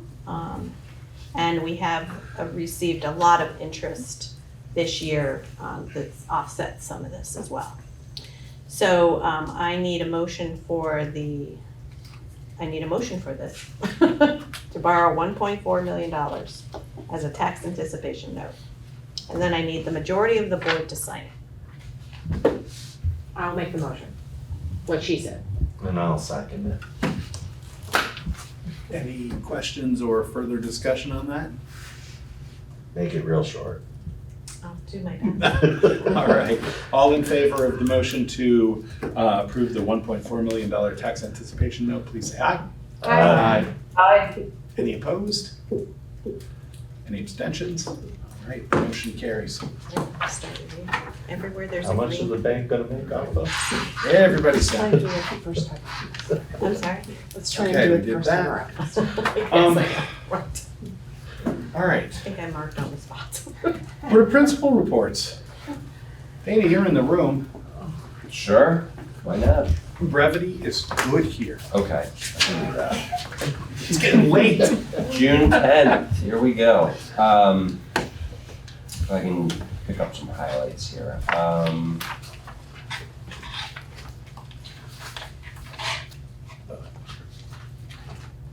I mean, I guess overall, I could say this, there are committees and the staff are processing information that they've taken from the year to set goals for next year. In your packet, do you have a sheet of? A chart? Yes? Yes. Okay. Percentage and. Yeah, I mean, take a look at it, yes. I think, the numbers are interesting. And I would say this, like being in the building, I don't know that they reveal necessarily the state of the school. I was checking how like the grade breakdown is compared to the national average. I don't know that I really want to compare us to the national average. I want to compare us to ourselves. And I would just say this, like, I think the high school is moving in the right direction, but to be fair, the middle school teachers actually put quite a bit in this year to shift practice. And even though the numbers are close or sliding backwards, I don't think it's representative of their efforts. I think there are things that happened that made the year challenging for the students. The 2 teachers leave in the year on it. That's disrupted to consistency. I mean, there are other factors at play. So looking at these numbers without some context can be like, oh, that's, but I don't feel necessarily, I'm not happy about the numbers, but I'm also not necessarily discouraged. I think people have seen them and they're aware of them, and we have good work to do. But you know, I like, on the other hand, high school supportive relationships, 100% of our 12th graders answered positive on this. So like, there's some interesting pieces that you don't necessarily have, but I think we're making progress. There's going to be ups and downs, but I do think we're making progress, and the staff are involved with some of the decisions. So we need to get a couple years in to see if we're really having impacts. But take a look at them. Was this collected as like was this a survey that was sent out online, or how was the information collected? Yeah, sure. So if you hear about Panorama as a program that the school's using, the surveys go out. There's a winter and there's a spring survey. And let's see, on both of these, the top row for middle and high school were given out in the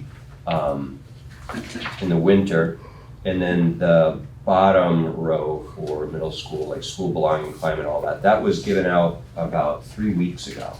So it's really fresh data. However, the other thing that, you know, the numbers are kind of like 85% of our middle school finished the bottom, and we're at 72 for the high school on the bottom. So the percentage of completion of the surveys is something I have to work on with students and staff. But it's good information to take a look at and see what we're watching. I think the biggest takeaway for me, sorry, this was supposed to be quick, I'll just stop after this, but the biggest takeaway for me that was really concerning, honestly, across both groups, is that our students aren't happy. That concerns me. Middle school, positive feelings, minus 11%, like that's concerning to me. I think that impacts everything. Why are our students not happy? And it wasn't just about school, it's in general. In the high school, it was their lowest. And it's like, we have good numbers for high school, but there's many students that aren't happy, and that's sad. But I think we need to really think about what we can do to shift that, because honestly, the kids in the building, we have really good students. Sure, they make poor choices, but they're good. And they need support. So that'll be my final comment, I guess. Thank you. Thanks. Oh, I'm next. Okay, thank you. Yeah, you're Yes, here. all right, so at Jamaica Village School, we eased into our year at the beginning of the year. We're easing out of our year. So we started building community at the start, and now we're appreciating community right now.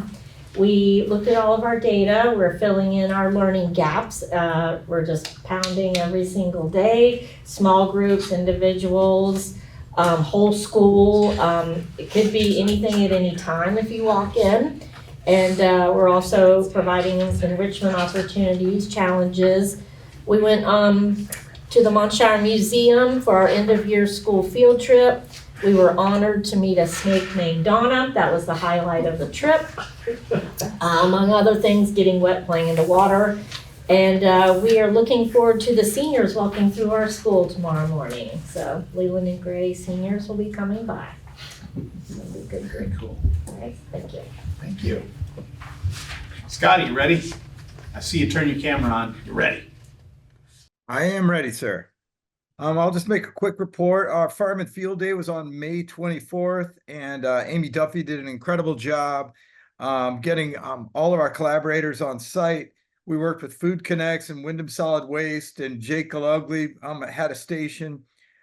Suzanne Parr, our art teacher, was doing some work with kids, and 2 game wardens came with a dog to first they were showing us how it worked, what they do, what kind of work they do with the dog, with the trained dog, but also they were showing us some pelts and some footprints that they found in the woods. We had a mushroom expert, and we had a dog trainer, we had a beekeeper, and we had 2 people from Meadow Bee Farm, and of course our own Joyce Van Pamlin was vermicomposting. Our 5th graders really enjoyed the move up day when they went to the high school, and I want to thank the high school staff for doing an excellent job with our kids that are, you know, a little nervous about coming. Girls on the Run, they ran their 5K this weekend, and they all were super happy. It's really an amazing program, and so many people, so many volunteers work to make sure it's great. I'm fully hired for the first time in 5 years prior to the summer break, and I'm very excited about that. We're bringing on Monica Sullivan, who's going to be our halftime librarian, halftime special educator. Stacy Abbott will be joining us as our 3rd grade teacher, and Natalie Beckstrom is coming from the high school as our 2nd grade teacher. All of them I included in my packet, their letters to families, and because I wanted you guys to see that. Our consultant, Greg Stoller, he's a behaviorist, and he's been consulting. He gave us all feedback about our morning routines and about our schools this year.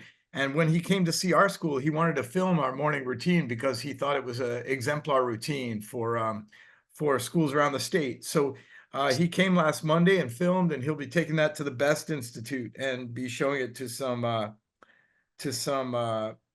folks that are going to be there studying positive behavior supports. I want to thank Shelley Bostrom. She visited the preschools this month and got to know the families and the children that are coming in. She's been very busy. She also had the kindergarten registration last week and a visit to the Montshire Museum on Monday with all of her students. So that's a lot of big stuff from kindergarten. And finally, I want to thank our 5th graders because they went to Keewaydin and came back with at Keewaydin, they weigh all of the waste from every meal, and they chart it after every meal. And our 5th graders wanted to do something similar at our school, and so they put up posters all over the building that say, you know, do not waste, please don't waste. And that's a pretty exciting kid-driven effort to help us to keep our waste down. I think that's what I have for now. I'm really excited about, I want to thank the high school also for their excellent field day. We had a blast. Our kids had a blast. And again, just that's what I got. Thank you. One more, Renee, best for last. Good evening. So similar to Newbrook, we had our first annual, hopefully, Farm to Field Day last Monday. Just want to thank a bunch of the volunteers. We had Meadows Bee Farm, Wyndham South Waste Management doing the recycle relay. Robin came with her sheep's wool and sheep, so she was the hit of the show with the live animal, which was great. Food Connects, and we also had the game warden there. So it was a really nice mix of like Carla West with some of her activities and then mixing it up with our Farm to Field Day. So we had a great time. It was a good day. We also had the Barrett Real Estate did the cookout for us, and we had the Kona ice truck come. Everyone got a snow cone, which was a lot of fun. And they had a lot of cover music that was like island style, which was a lot of fun. So we felt like we were in the tropics. We have our 5th grade graduation tomorrow at 5:30 on the Common. Unfortunately, we don't have the gazebo for our nice backdrop, but I hear that's going up soon. National Honor Society did a great job doing a field day, so that was really nice. We just got to walk across the Common and go to that. And we just finished up our spring data meetings. So we do a transition meeting with the next year's teacher with just like considerations. We look at the data, different suggestions and things like that. So that went really well. This is my last monthly board meeting with West River, and I just wanted to thank the board. I've learned a lot in these 2 years, and I just look forward to seeing you again in a different capacity. So thank you. Thank you.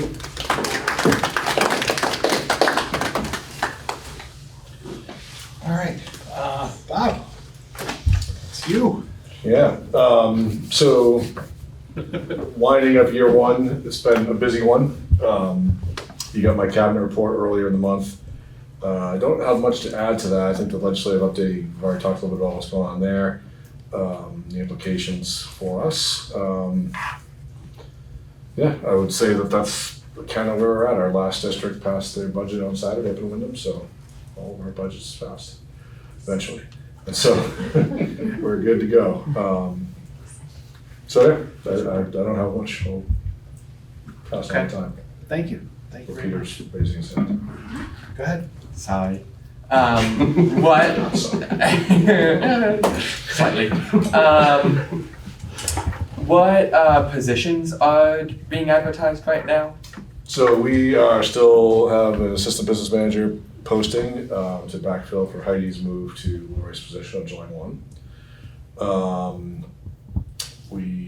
There's some, I think we have a couple at Leland and Gray that are posted. Yep.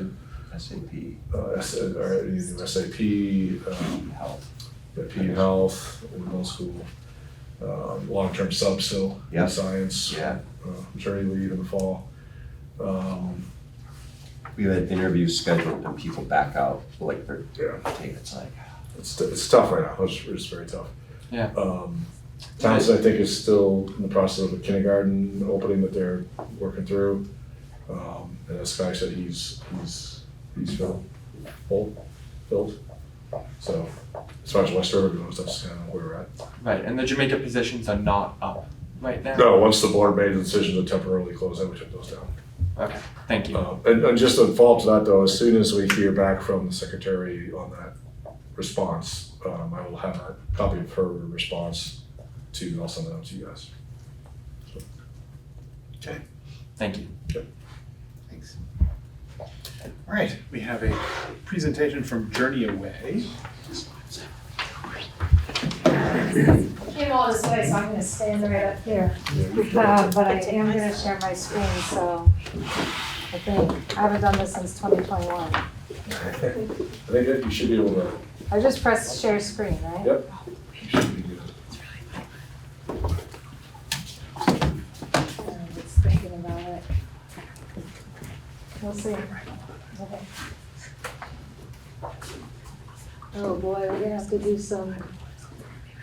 Oh Eli, I might need your help. I have to do some privacy setting, something. I don't even think this computer's ever done a screen share. It's that new. Wow, fancy. You can't, you open the thing I shared with you, Bob? Yeah, I could pull it up and share it on mine if you want. I shared it with him, but I just tried to share the screen with this.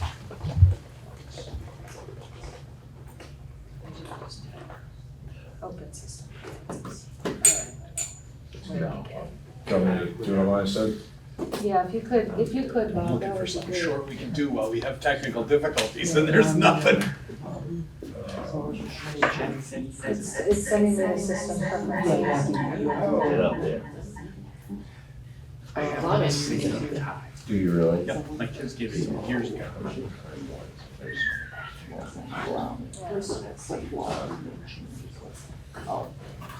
Oh boy, do I have to remember? Where are they? Oh, Great Wolf Lodge. Yeah. They're all wearing wolf ears. I don't know, I mean, I use my fingers, I don't know the password. All right, Bob, we're gonna need your, oh, I think I see it. Here we go. Great, thank you. Boom. So I don't. We're live. All right, we're live, thanks, Bob. Tell me when to. So I wanted to come and see you all. I know Eli gave a bit of an update. I wasn't here at the last board meeting, but he was, and we had just been back maybe 5 minutes at that point. So I wanted to give you guys a sense of what we did. So essentially, we are wrapping up the semester, this experiment, the great experiment, if you will. And so we've had 10 students. We started initially with 15 during last fall during the PBL. A few opted out when the semester began. And then when the semester began, we had 12, and 2 ended up transferring out of the class, and we left on our big trip with 10 students. So Came back with 10 too, right? we also came back with 10. Okay. Yep. Were they the same students? Same ones. Ooh, impressive. Yep. So, I mean, it's a pretty magnificent feat that we've done. Our work is all up at the town hall right now. I suggest if you weren't there on Friday for our event, go over to the town hall and check it out. This is incredible work that the students have put together, and I think it really shows what this type of learning is all about and what the point of it is, and the work that can come out of it. Eli made a film that is wonderful, that really captures the essence of our trip. If he's so kind as to share it with you, I'm sure you would enjoy it. So he gets to decide. So you can move to the next slide. These are the various places we went during field work in Vermont. So we went to a different, we had a field work every week for the 8 weeks prior to us going away. So we visited a number of farms. We were studying farms and food and agriculture and food systems and culture, etc. So, and really we chose that topic because it's centered in Vermont culture, right? That's so much part of what Vermont is all about. So you can see some of the places that we went. We also included in the Vermont section a New York week where that was sort of our test run, like can you pack your bag? Can we move around as a group? And also there was a great curriculum. The UN is an incredibly interesting place juxtaposed to other things throughout the city. So that's Vermont. You can move on to the next slide. These are just some photos. You can just flip through these. This is Sue Rushton. This is Pete Miller's operation down in Vernon. That's where our school milk comes from, is that last farm, the Miller farm. This is at Scott Farm Orchard, talking about the year prior's frost, this time last year.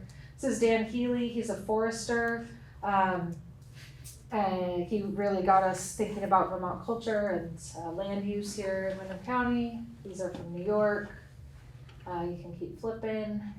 So on our first, we left March 25th. Our first stop was Birmingham, Alabama. And we were hosted by the Jones Valley Teaching Farm. They have an incredible, what we call farm to school here. They call the Jones Valley Teaching Farm, I suppose. They've got something like 9 farms throughout Birmingham. They at school sites, including a site right in the heart of downtown Birmingham. They've got high school student interns that are getting paid to work on the farm while they're getting school credit. They've got a great program for those high school student interns to move into fully paid positions after high school. It's a pretty dialed in situation that we in Vermont could learn a lot from if we wanted to beef up our farm to school. So like Shelburne Farms, who hosts the Farm to School Institute, I highly recommend that they invite Jones Valley Teaching Farm folks here so we can share that information. We also toured the Birmingham Civil Rights Institute, which is an incredible museum. There's obviously massive historic sites in Birmingham in regards to civil rights, so we got to see some of those. We went to the Mississippi Delta, so we drove from Birmingham through Mississippi, right in the heart of the Delta, which was pretty wild, really impoverished part of the country, which I think was really eye-opening for all of us. And we ended up at Common Ground Relief. I believe it was you who suggested, or maybe your brother, your cousin? My brother. Your brother pointed me in the direction of Common Ground Relief, and they were incredible. They do salt marsh restoration, a lot of coastline restoration to build back up the coastline. They started out of Hurricane Katrina, and they are doing really incredible work, and they've got great infrastructure to host groups. So we stayed in this house, and they had food for us, and we made meals, and They taught us, they gave us lessons as far as coastal restoration, and then we got to do tons of hands-on work, which you're gonna see in the pictures when Bob slides through. Jones Valley, one of their farms, this is at Woodlawn High School. That's one of our students, Sue Subitsky, having a frog leg for the first time, which was one of her grandmother's favorite things. Her grandmother's from Wardsboro. This is us planting the salt marsh, harvesting and planting salt marsh. So from the south, we drove from Louisiana, from New Orleans to Houston, got on a plane to Taipei, from Taipei to Ho Chi Minh City, and then we ended up in the Mekong Delta in a town called Tra Vinh, which is really off the tourist track. We were the only white people in the area. It was an incredible week we spent there. We rode bikes everywhere. It was the Khmer New Year, so we got to participate in all of these New Year celebrations at all these pagodas. It was really, truly incredible. Again, please go see the work over there. It'll all come to life even more. We also learned about the Vietnam and American War. They call it the American War. We call it the Vietnam War, and which was important for us to be paying attention to and draw that into the curriculum while we were there. And we also learned a bit about Thich Nhat Hanh, who many people know him as sort of this someone who made mindfulness practices accessible. And he was a Vietnamese man, and he started a school of mindfulness right as the Vietnam War was really gearing up. And so we got to have that juxtaposition of this mindfulness practice during war times, which I thought was pretty powerful. So you can flick through those. These are some of our Tra Vinh days. We visited a rice factory. This is a boat on the Mekong River, one of those branches of the Mekong River, bringing rice to this rice factory. That's the glass building. In the next slide, you can see the boats coming in, and then the rice gets like sucked out of the boats and thrown into the factory, which you'll see on the next slide. It gets processed through. It's something like 75,000 tons of rice a day get processed through this facility, and it was covered in dust. It was one of the strangest places I've ever been, and really interesting to see that process of that farm to table sort of thing, and lots of steps in between. You can flip through. This is at the Thich Nhat Hanh. From there, we went to France. We spent a few days in Paris before going to Auvergne, which is sort of, it's between 3 hours south of Paris and then maybe an hour north of Toulouse, if that kind of gives you where you are, the Massif Central. So it's a really interesting geological area. It's an old volcano chain. So the volcanic ash, the volcanoes erupt, land on the earth, grass grows, animals eat it, and it makes it so that the cheese made in that area is incredibly special. It's cheeses like Saint Nectar, Cantal, Salers, Auvergne Bleu, etc. And that's part of why we were there. Roger Albee was like, you must go to this place because like their fancy cheese is like comparable to our fancy cheese here in Vermont.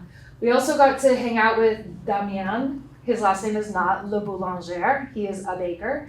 And we got to go to the bakery a few mornings and watch him bake the bread for the town, 2 towns, and help him a little bit. And we stayed in this sweet little house in the French countryside and visited cheese farms in the area. And yeah, you can flick through the things. You can sort of, it's like, definitely has this like Vermont sort of thing, but it's definitely France. This is Damien, La Boulangère. This is our charcuterie board. I mean, it's right there. Okay, so this is about how much money we fundraised. So this is a bit of, we're getting into the budget here. And this is like, we've reconciled at this point all of the spending, and now it's really just getting it organized. So this is sort of rough cut. I'll have a more elegant version that sort of prices out like what does France cost, what was our meal budget, etc. And I'll also be able to break down this a little bit more So you can see community fundraising came in at about $17,000. That number is still being counted. Sort of hard to, there's lots of different streams. We've got a sizable grant from the Stratton Foundation, a smaller grant from the Wyndham Foundation. Something that I came into this really like fired up about was this idea of community fundraising and collective fundraising, that not any one individual would be responsible for raising the money because collectively we could all do this, right? I have learned a lot about Vermont culture, and I'm just gonna say I'm from the West Coast, which isn't, I mean, it's actually quite different in a lot of ways, but we're not getting into that. But one thing we learned about Vermont culture, this is a real like self-sufficiency, do-it-yourself, like those words, self-sufficiency, DIY, came up many, many times when talking about Vermont culture. And I think that independence and that sort of independent mindedness shows in fundraising, right? And so I came into it with this like, let's do this collectively. And I think actually putting an incentive on each individual kid would have been more fruitful.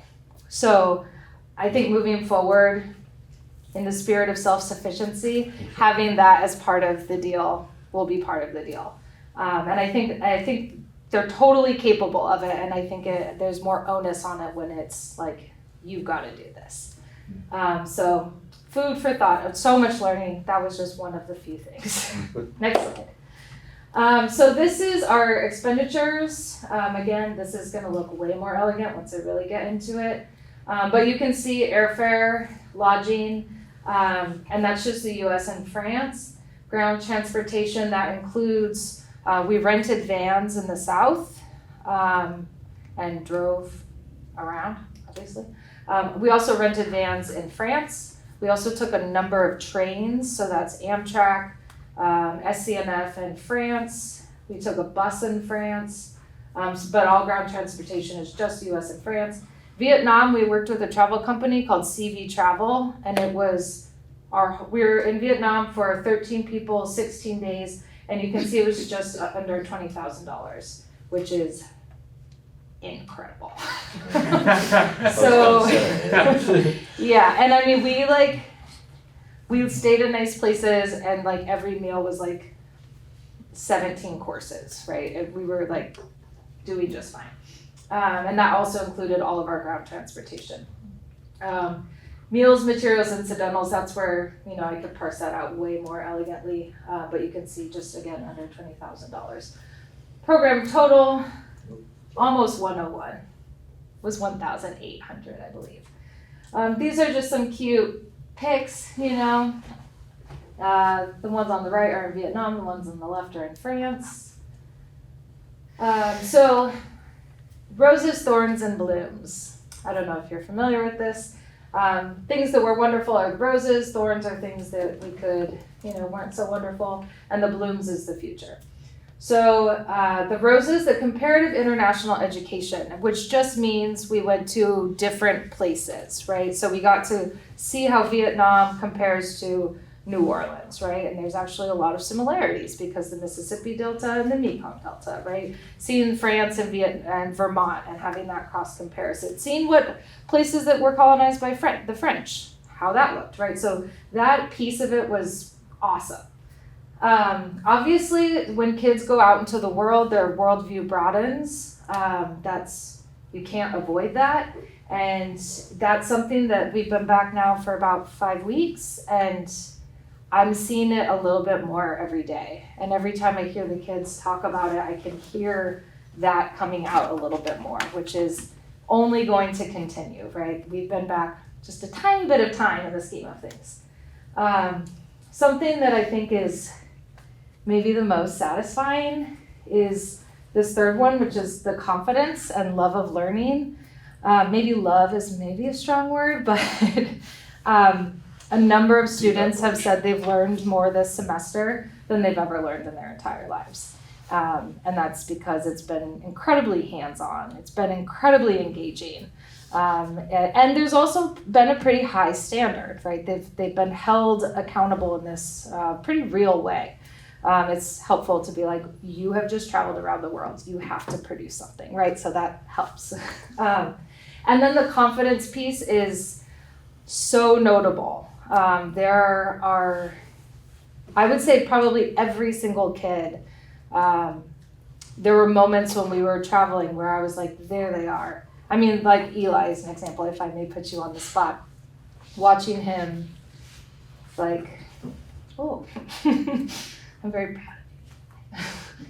It's you, like, there are just so many moments where you just see like, this is you. This is like you, like in the most full version of yourself. And Eli it's the same for all of these kids, right? And to be able to see that is the point, right? So that was very special. Another highlight for sure was CV Travel. The tour operators in Vietnam, they were absolutely fantastic. They were super attentive, very easy to work with as far as building this like pretty specific curriculum with them. They did everything they could to make sure that they were reiterating the curriculum with the programming that they were able to provide. Super professional, super safe, awesome people. Another benefit was now we have many different itineraries that we can play with, right?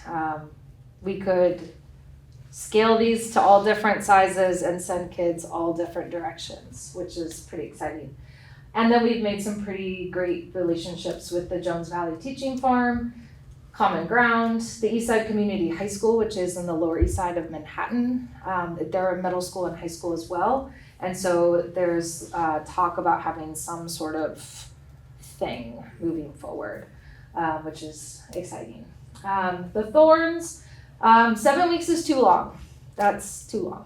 And I'm very tired in lots of ways. Sounds like a military tour. Yeah.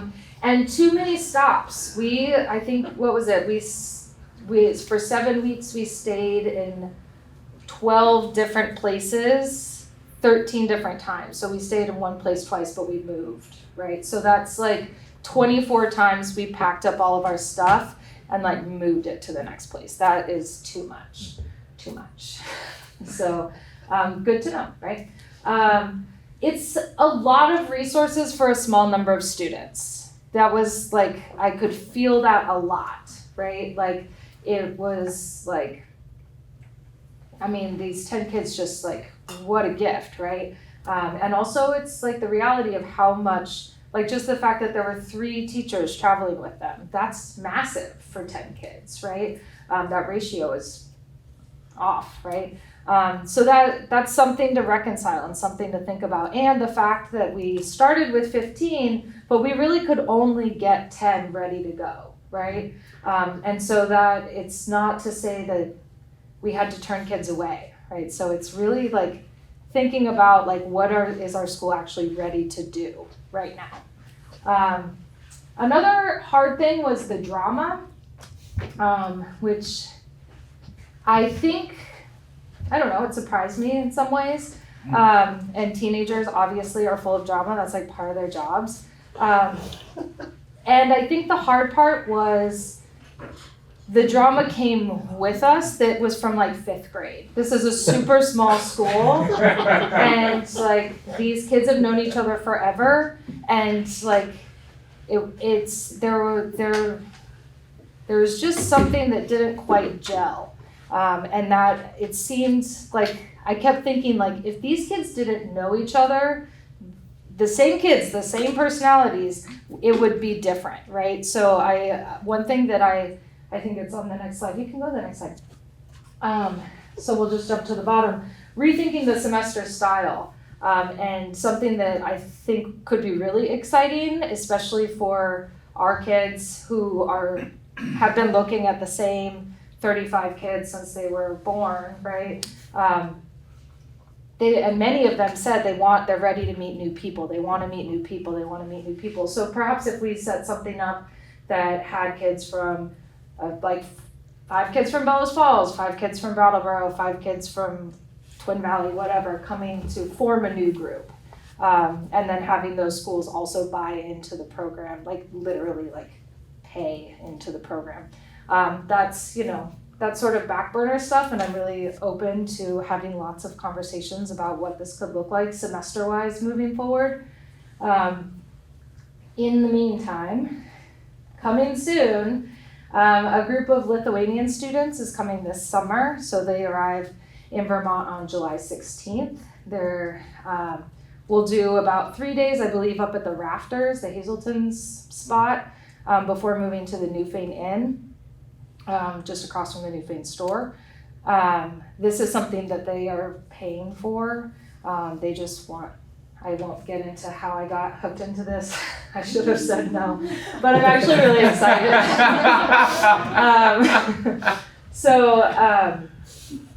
But what they're coming to do really is to host summer camp for the K to 6, K to 5 kids, right? So they'll come every day, Monday through Friday, the 20th through 26th, I believe it is, 21st through 26th. They'll come here to Leland and Gray and host day camp for the kids. So the kids have signed up to be in the Lithuanian summer camp, so it'll be like Lithuanian culture, which is like kind of a random place, but you know, we'll learn all about it. Be speaking Lithuanian at the next board meeting. So that's pretty exciting, and I think Keegan Eaker, who's one of the middle school teachers, has had a pen pal relationship with students in Lithuania, and so this sort of, I mean, this is actually how this all got started. And so there is a bit of a connection. And I also learned there's like a Lithuanian heritage camp in Brattleboro. Camp Miranda, yeah. Yeah, I didn't know. So random. Apparently she did. It's a thing, it's a place. So, Last one? nope, we're still here. Oh. This is the last one. Oh, just say yes. So what we're doing next year, aside from the Lithuanians, is really blending this idea of experiential learning with project-based learning, place-based learning. The word is expeditionary. And so like you're going on an expedition, right? So it's project-based, but you're going out into the world. And so we're working, Laura Tabachnik, who was one of the co-teachers with me this semester, also does the project-based learning stuff. And so we've been talking, sorry, I have bad allergies. We've been talking about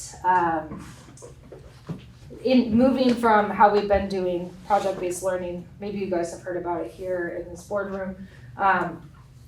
We've been doing it every Wednesday. We're shifting gears to do more intensive style. So it'll be a few times a year. Next year, just one time, where it's like 4 days blocked off where we're doing, the whole school is doing project-based learning, which gives us freedom to go out into the world, whether we're going to Jamaica State Park or we're going to Vietnam.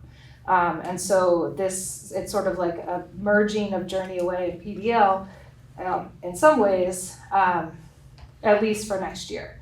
The semester style, there's so many benefits to it. I think that having, even with all the drama, having the group all together for the entire semester, we've really created a unit to some extent, which has its pros and cons.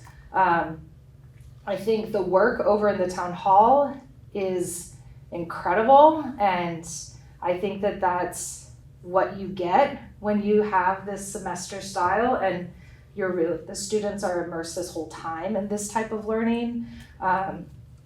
And ultimately, I think that's better for the student to have such an immersive thing. And we have to really think about the amount of resources that go in for a limited number of students and how to make that work. So we've got some imagining to do next year. I've got some imagining to do.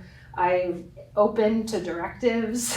I welcome them, I want them. And then also really helping to get this intensive style project-based learning off the ground next year through programs abroad. So likely what will happen is we'll have a group go to Vietnam because, as you saw, it's the most cost-effective, and that would be with airfare, even the most cost-effective. And then having a program for the middle school of some sort, whether we're journeying to, again, to Jamaica State Park, or maybe we go to Maine, maybe we go to New York. And then maybe we can also get a program going back down to Common Ground Relief, because again, that infrastructure is so good. Or somewhere in Birmingham. So lots of options. So that's what we've done this semester. Again, I can't encourage you enough to go over to the town hall. Go tomorrow. Go this week, because it's only going to be up for a certain amount of time, and it's pretty good stuff. And then you can ask Eli if he'll share his film. And for all of your hard work that you've done. I was there on Friday for their presentation of it, and it was fantastic. Fantastic film by Eli and fantastic music by Luca Pozzi. And I do definitely encourage my fellow board members to go over and look at it. It's incredible, and I am fully supportive of this program. Yeah, great. Yes. So again, if you've got ideas or suggestions or want to hear more, just reach out. I'm very available. Thank you, Tristan. Thank you. Thank you. Thank you.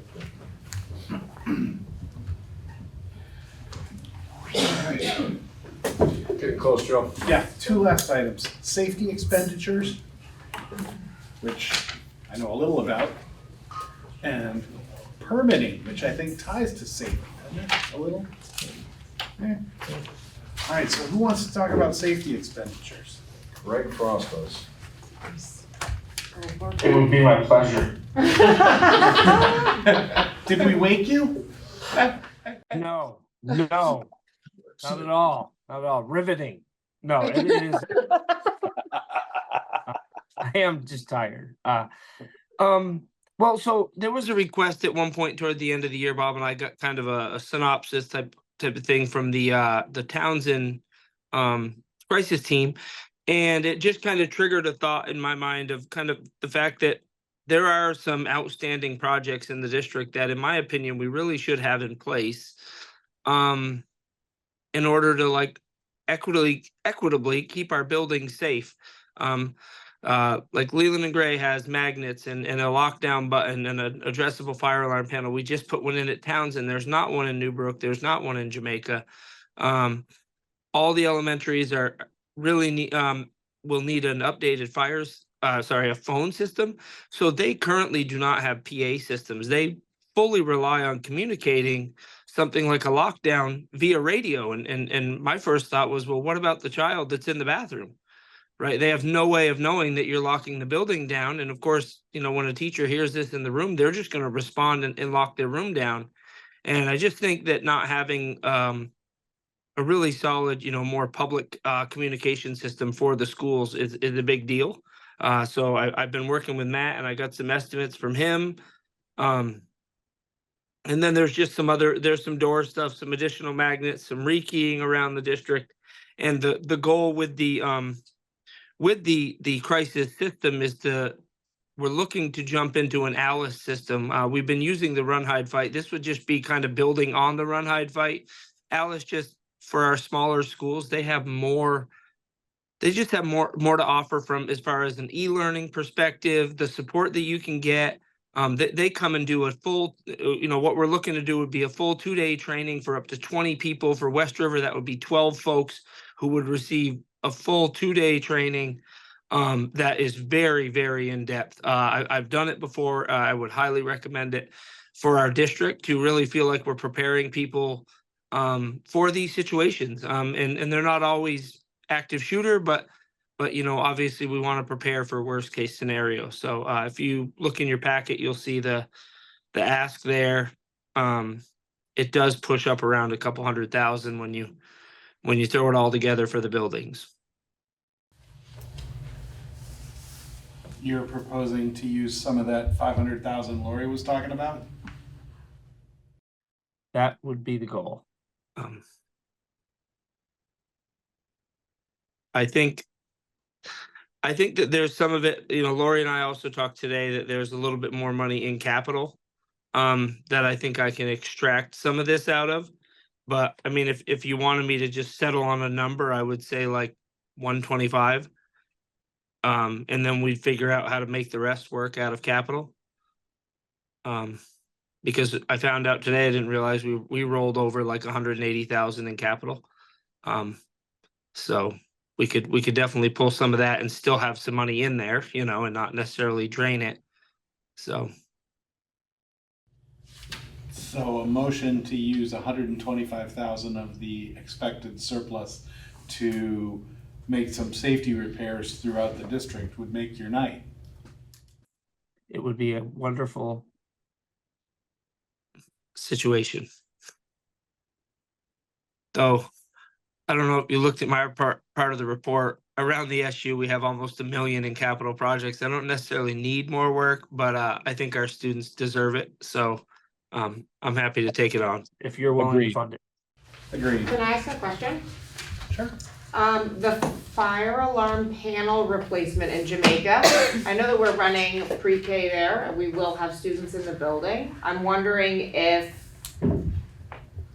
because that's the biggest cost on the list, I'm wondering if it's, is it possible to do part of it and not the other part, or like the part that students are currently going to be in, since we will have a year to worry about the rest of the building? It will probably take that much time anyways to get a bid spec put together and put out anyways. Fire alarm panels are not a short-term thing. I think it took me I think over a year to get Townsend's done. From, you know, initial design to pulling a spec from that to then putting it out to bid. And then of course, by that time, we're going to be into the school year and you're talking about, you know, needing to do quite a bit of work. We could always have in the spec that, you know, if something happens, we would reserve the right to maybe hold off on that, right? We can always do that. And I think it would be prudent to do that, you know, I mean, knowing that we are currently just running a pre-K there.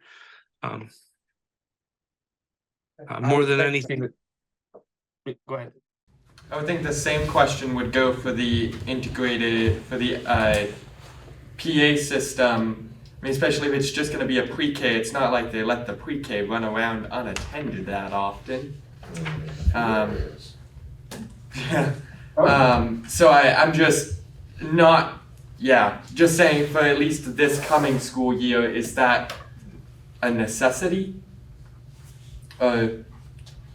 Is that would that really help security? Is I guess my question.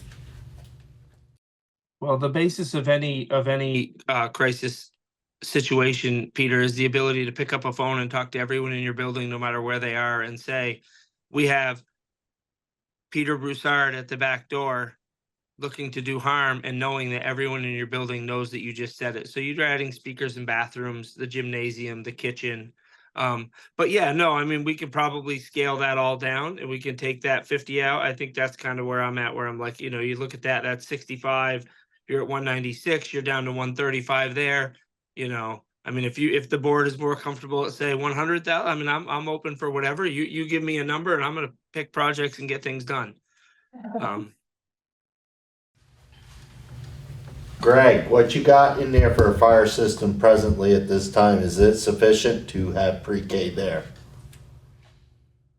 It is the loudest, most mind-numbing fire alarm panel I have ever heard in my entire life. When I first started, I went up, and this was the year Scotty was working up there, and the whole school came running out of their rooms for their fire drill with their hands over their ears, most of them in tears. And I went, I'll be honest, I want to run away and do the same.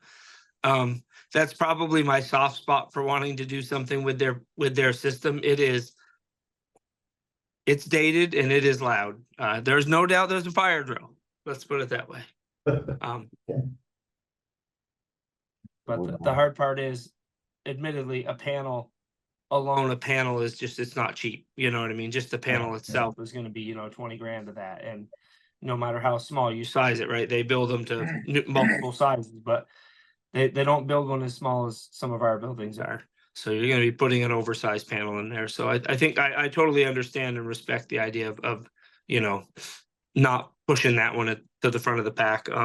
I will say I had Newbrook on here this morning, estimated it was in the capital budget this year for 90. And when we realized that there was more money, I pulled it out of this ask immediately because I said, well, we're just doing it. You know, if we've got it, you know, our school down there with that many kids, we're going to just try and get it done. And then I left the other one on here.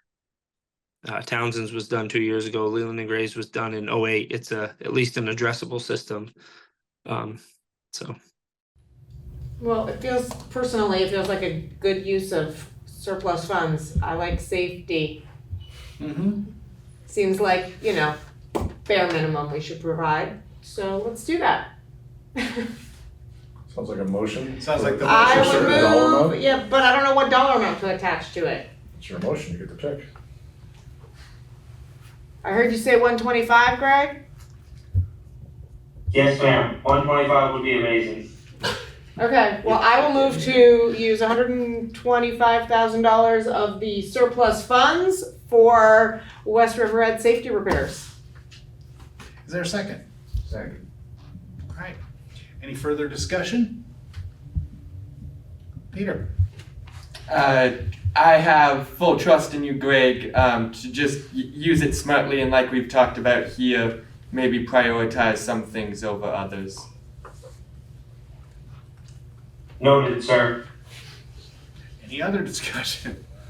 All right, seeing none, all in favor of the motion to use $125,000 of the expected reserves for West River Education District safety repairs, please say aye.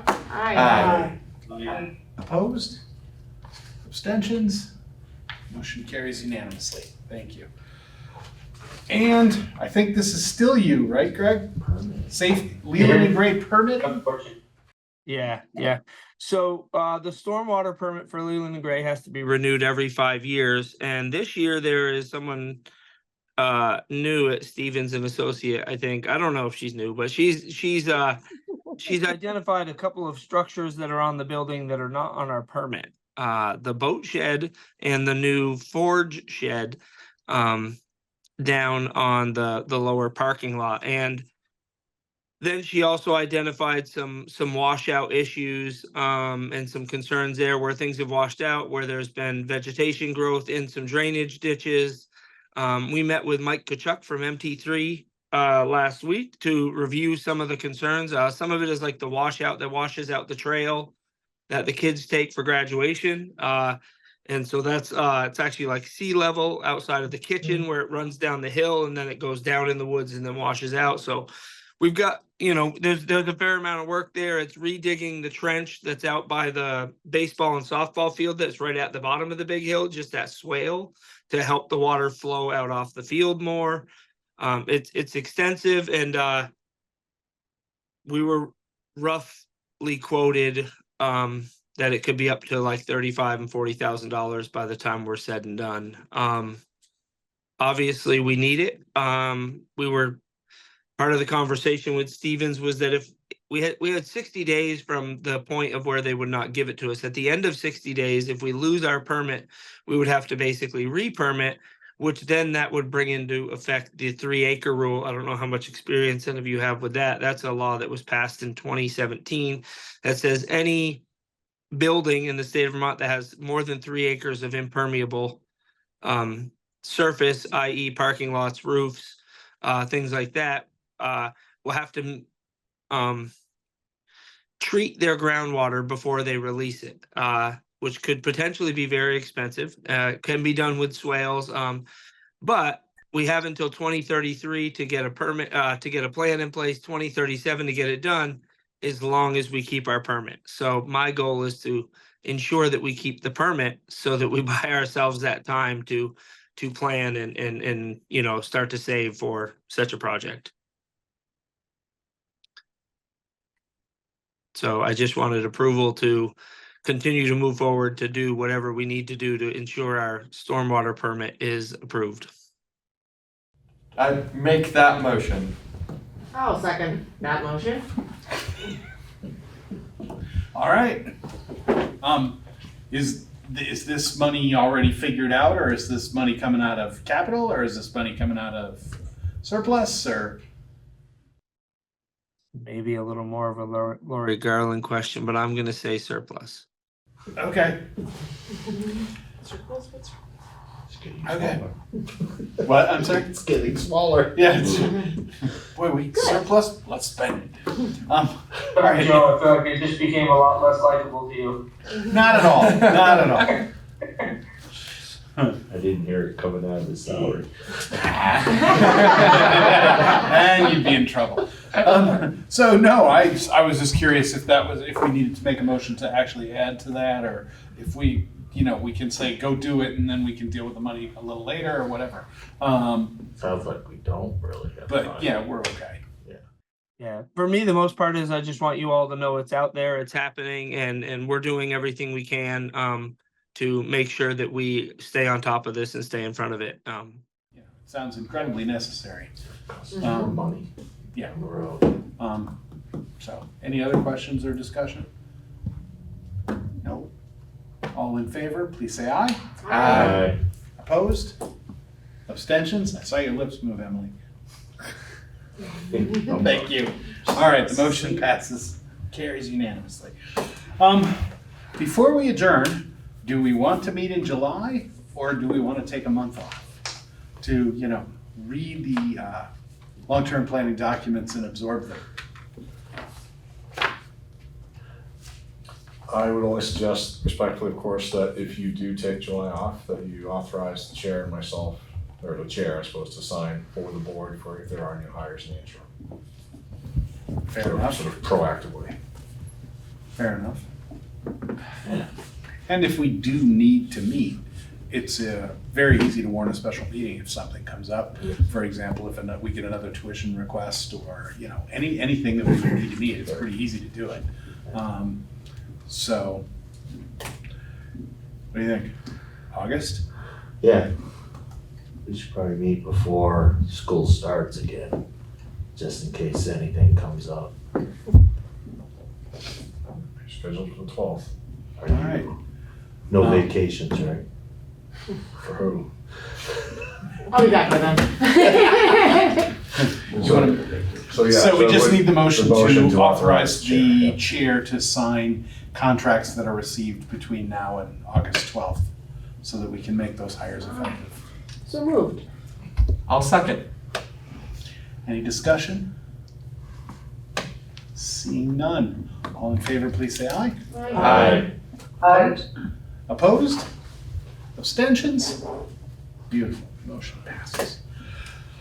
All right, one more motion. Who wants it? Motion to adjourn. I'll second. Thank you. All in favor, please say aye. Aye. Good night, everybody. Thank you. Good night. Good night, It's a long one, Emily. but I think we got a lot done.